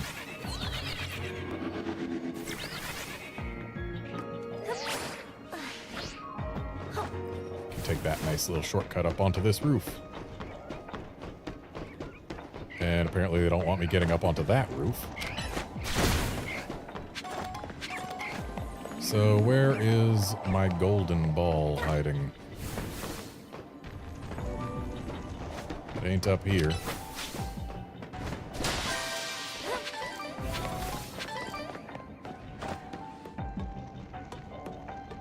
If it ain't up, that means it's down.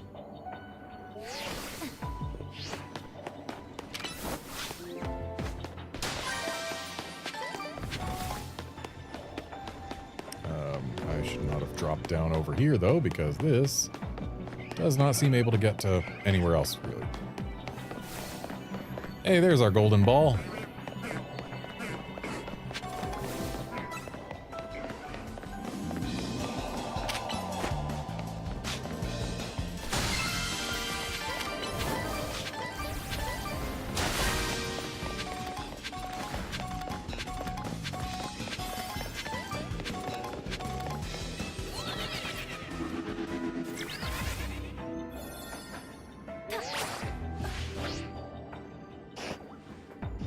So where? Oh, those two are connected. Well, this isn't of any use to me.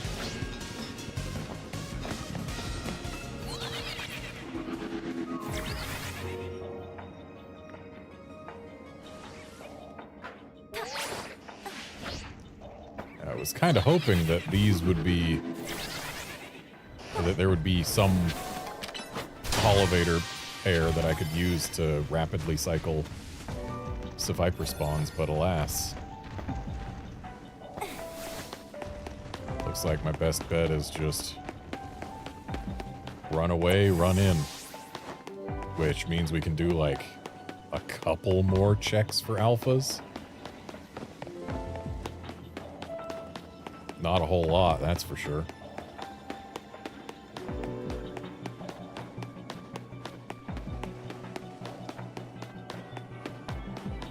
Even if I do find one at this point, it basically has to stay in the first ball.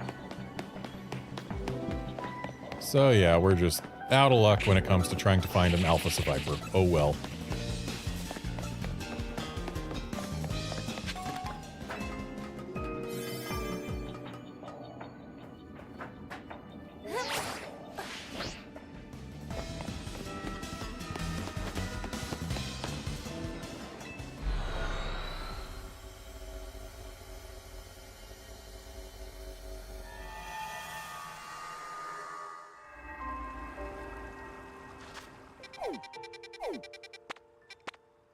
Now, let's go over here and see if I can't find an Alpha Dondozo to keep. Because, as I have said, largeness is the most important stat. And in this game, it'll probably be kind of difficult to get larger than Alpha Dondozo.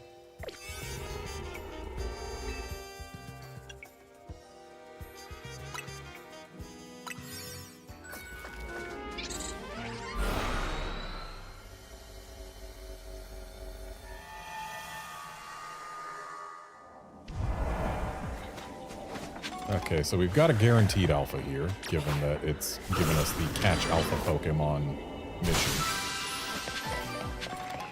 And sure enough, there it is. Alright, alpha Pokemon caught.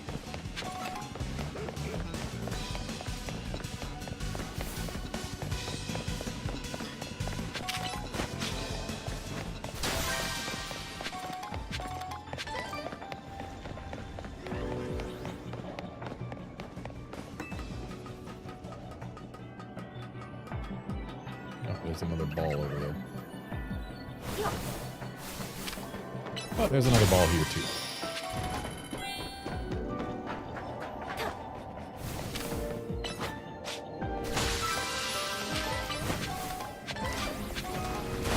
There's a lot of Pokemon in this zone that it didn't tell us would be here.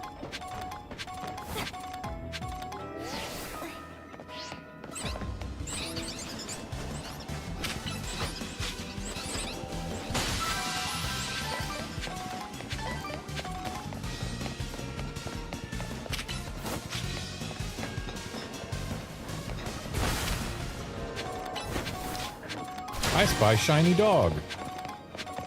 Shame it's normal sized. I already have more than enough shiny normal sized Furfroos. But we still take those.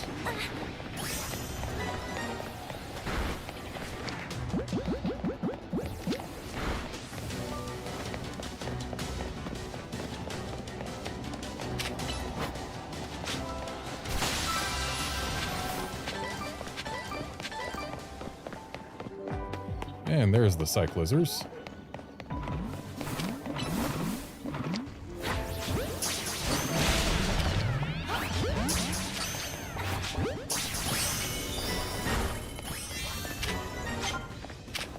And now we need to find where the Dondozos live and also find the gold ball.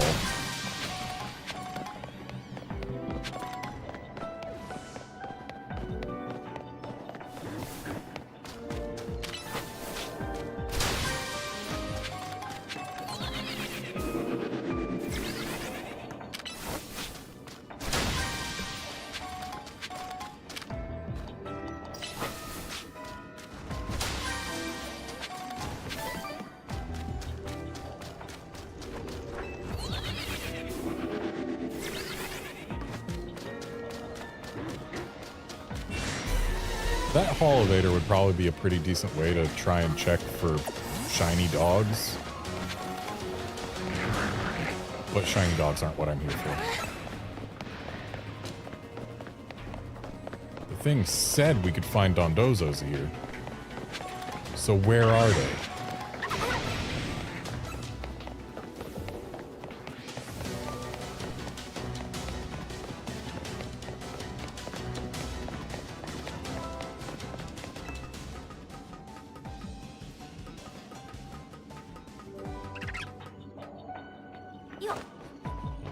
And also, where's the golden ball? Oh, there's the Dondozos. Ooh, a Tatsugiri. 2 Tatsugiri.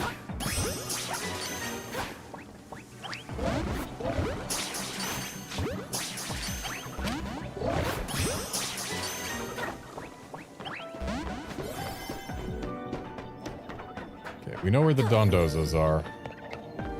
We can come back for them once I've found my golden ball.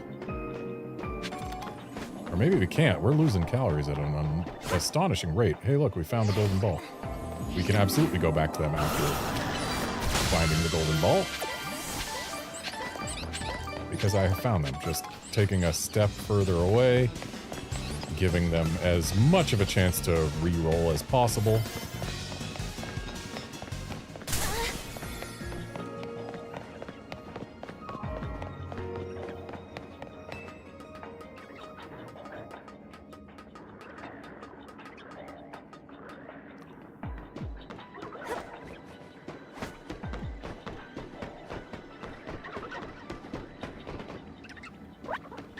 The Dondozos have been replaced with more Tatsugiri.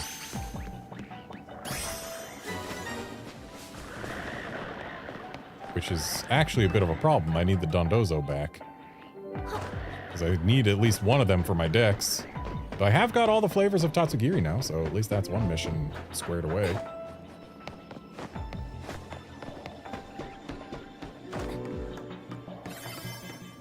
Is this far enough away? Probably not.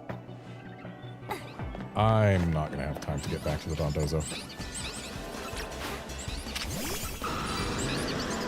Well, dang, we didn't get a Dondozo, but at least we got shiny dog and a handful of sushi.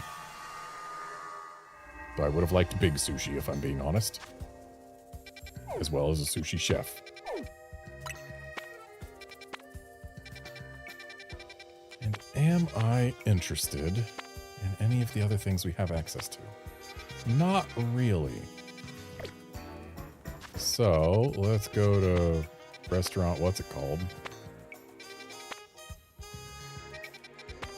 Cafe Triste.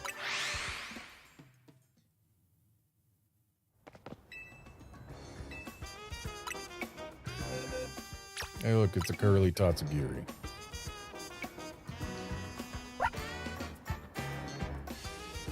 So this is a curly form Tatsugiri. Seems like it'd be hard to make food curl up like that, but it's helpful to see an example. This is helpful. I look forward to seeing all of Tatsugiri's forms.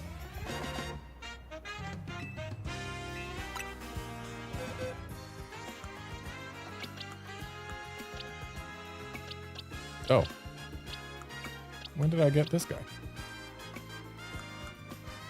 Oh, right, it was the Rogue Mega one.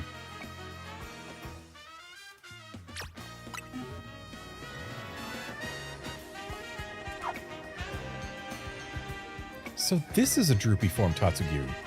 It's funny how sushi can droop like that and still be appealing.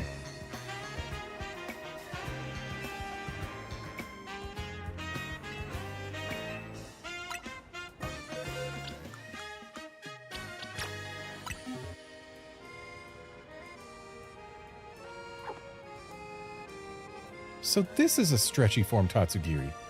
I think I can finagle something like this as long as I've got something to balance on some rice.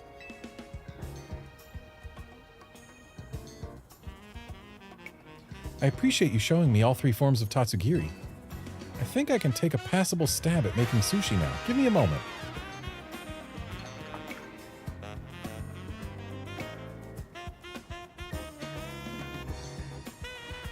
Well, what do you think? It's obviously not made by a pro, but it looks just good enough to make you curious.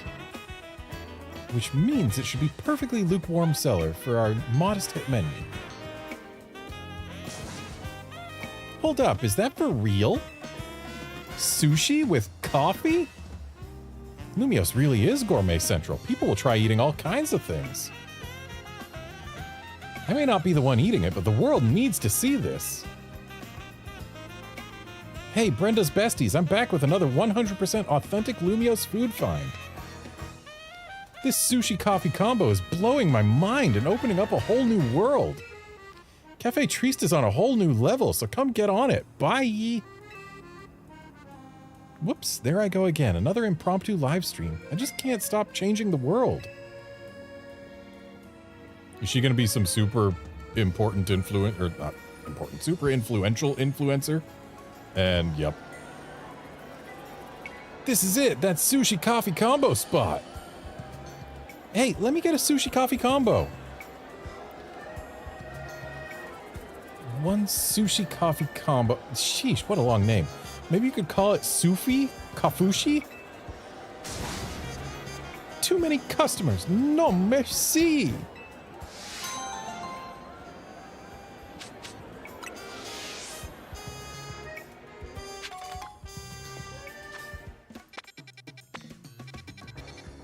Alright, let's go sit on a bench to cycle our stuff again.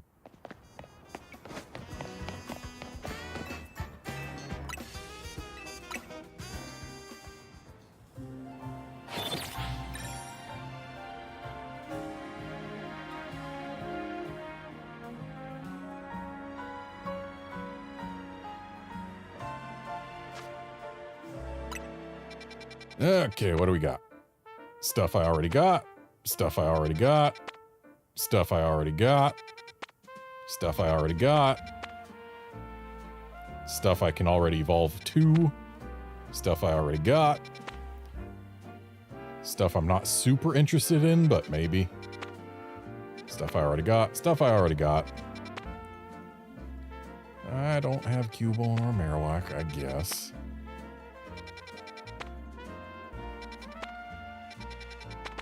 Wow, we did not get a whole lot of variety on this particular set.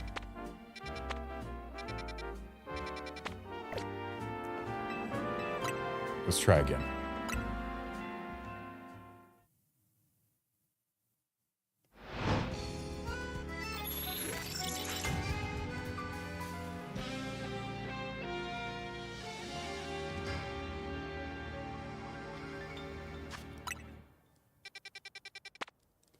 Stuff I already got.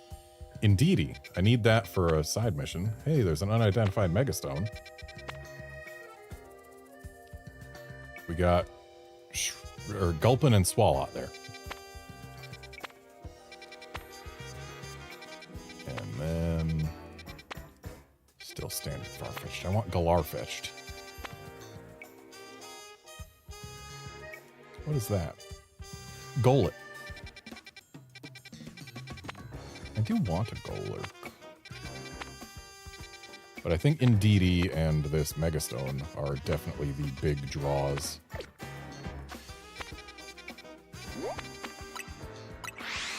Because I need Indeedee for a mission, and I need to get the Megastone to have it, because getting it is a mission. So, let's get something going here.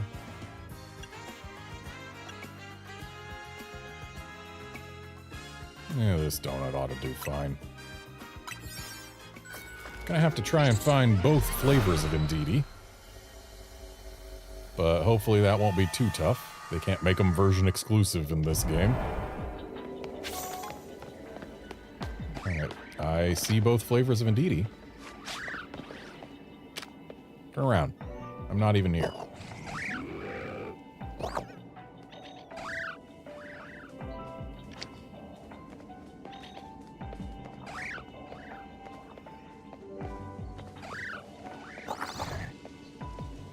Even a backstrike is only one arrow, huh? Did that even... Well, no, it didn't even count as a backstrike. I don't know why. But the fact that we are still looking at only one arrow when it's in the red is not super confidence inspiring.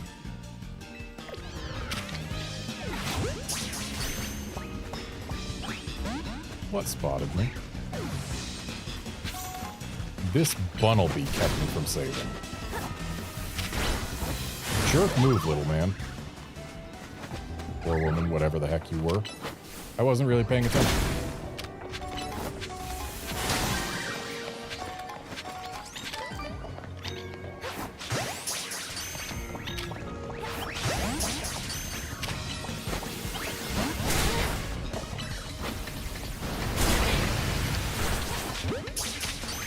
Of course, we can't just go unspotted.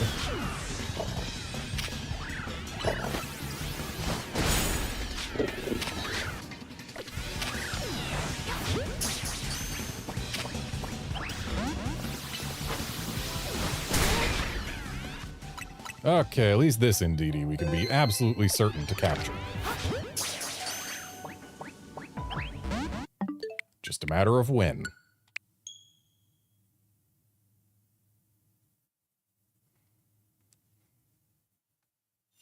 And I did see another male running around, so we'll be able to get them both.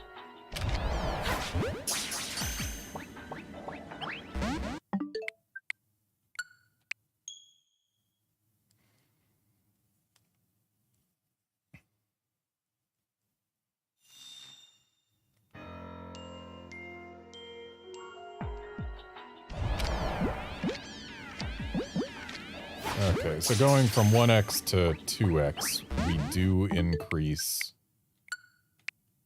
to above 20% catch rate. I think I only saw one arrow with the 1.5x on Great Balls, though, which doesn't inspire a lot of confidence. Yeah. So that means that our catch rate is somewhere between 10% and 14%. Like, it's less than 14, but it's higher than 10. Or rather, it's at least 10.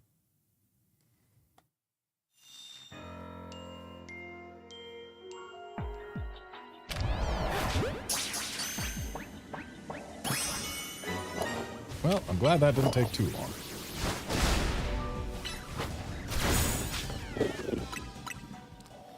And now we've got another one that we are guaranteed to get eventually.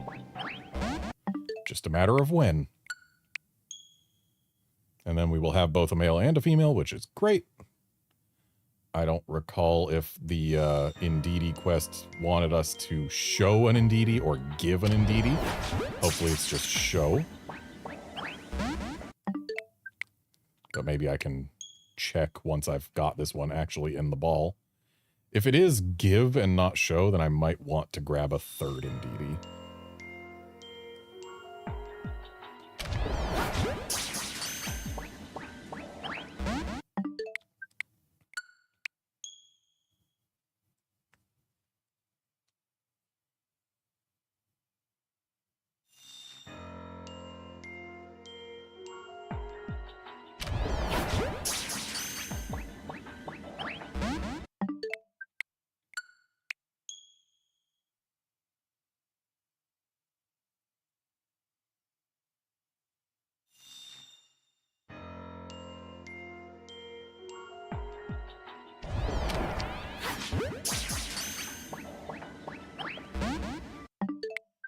It's got to stay in the ball eventually.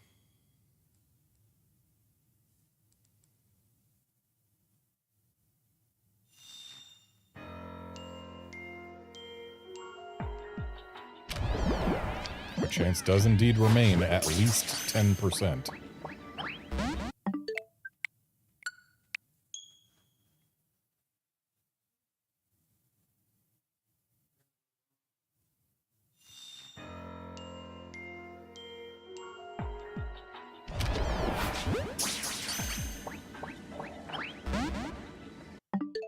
Of course, being at least 10% doesn't mean that we're going to necessarily get it anytime soon.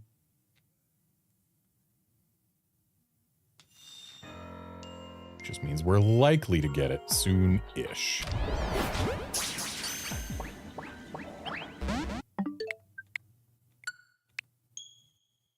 Considering each attempt is made in the space of about 14 seconds, if memory serves, then on average, it will take less than 3 minutes to find this thing. Or not to find, to get it to stay in the ball. Of course, I think we might already be approaching that time. Though that might just be because the times that we had to try for the female are bleeding into this one in terms of my personal experience doing this.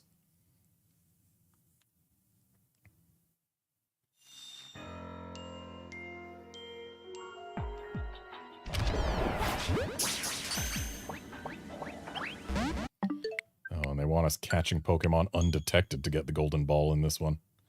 I don't know that we're going to get the golden ball, just given the time we have left, how small it is, and the fact that it wants us to catch things undetected.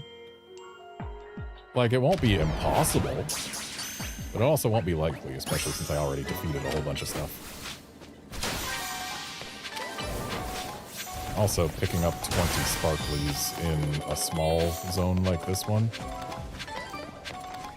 can be a little tough to even find the 20.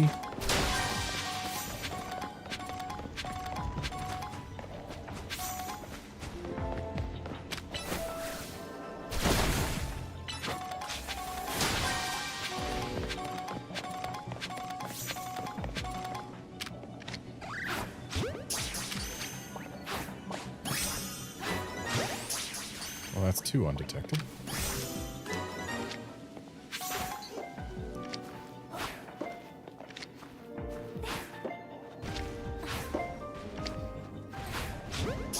Hopefully that's 3 undetected. Good. Now I just need more Sparklies.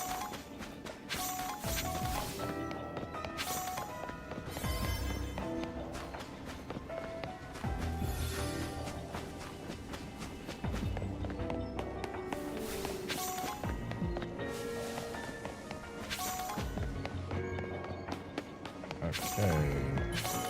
We have found all the Sparklies we need, and there's our prize.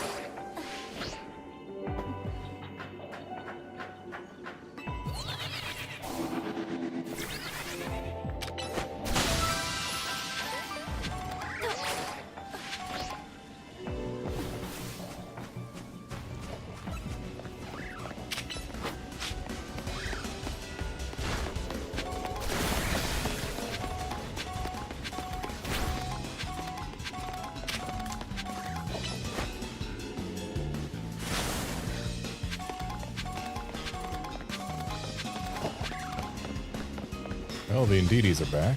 I forgot to check whether we need to give or show one. But... give. We don't have time to catch another one for sure. Or even potentially.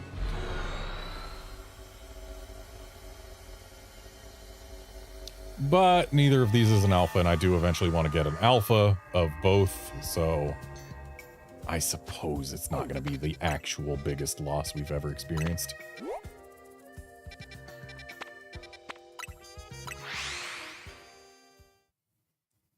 And now let's go do one more Mega Stone obtaining, and then we'll call it a stream.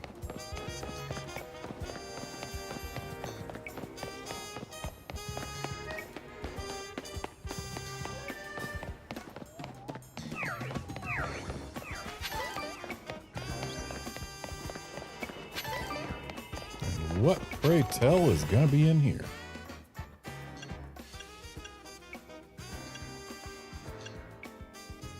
Do I want to use Mega Power Conservation? I guess so, because that's our level 3 one.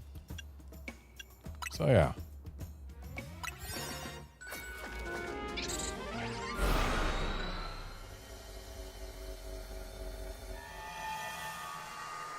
And what new Mega will we find here?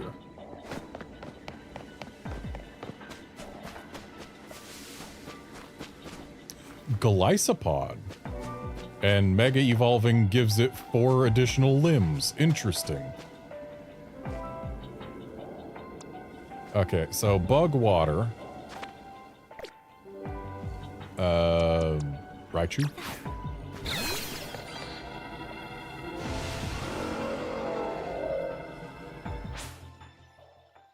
I was not expecting a Mega Golisopod.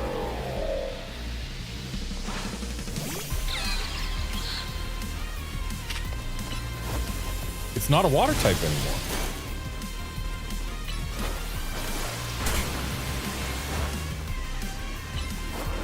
It resists fairy, but not fighting. Is it Bug Steel now? If so, I have got just the thing.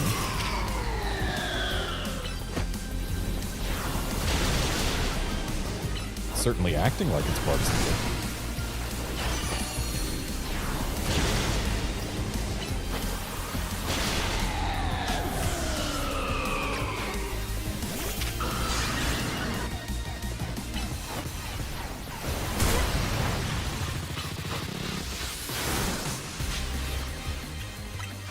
I'm gonna want my Chandelier back. Nobody else is doing actual damage to this thing. Its physical defense is way too high.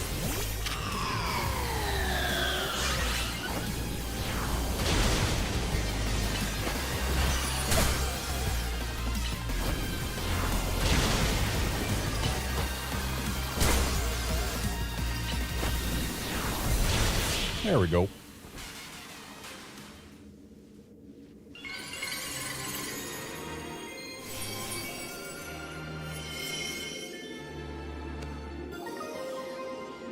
Golisopite, huh?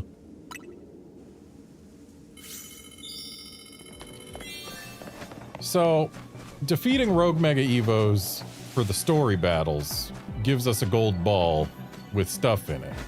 Why doesn't defeating a Rogue Mega Evo in a side mission give us a golden ball with stuff in it? Like, it doesn't have to give us new butter. Just give us something. Come on, game.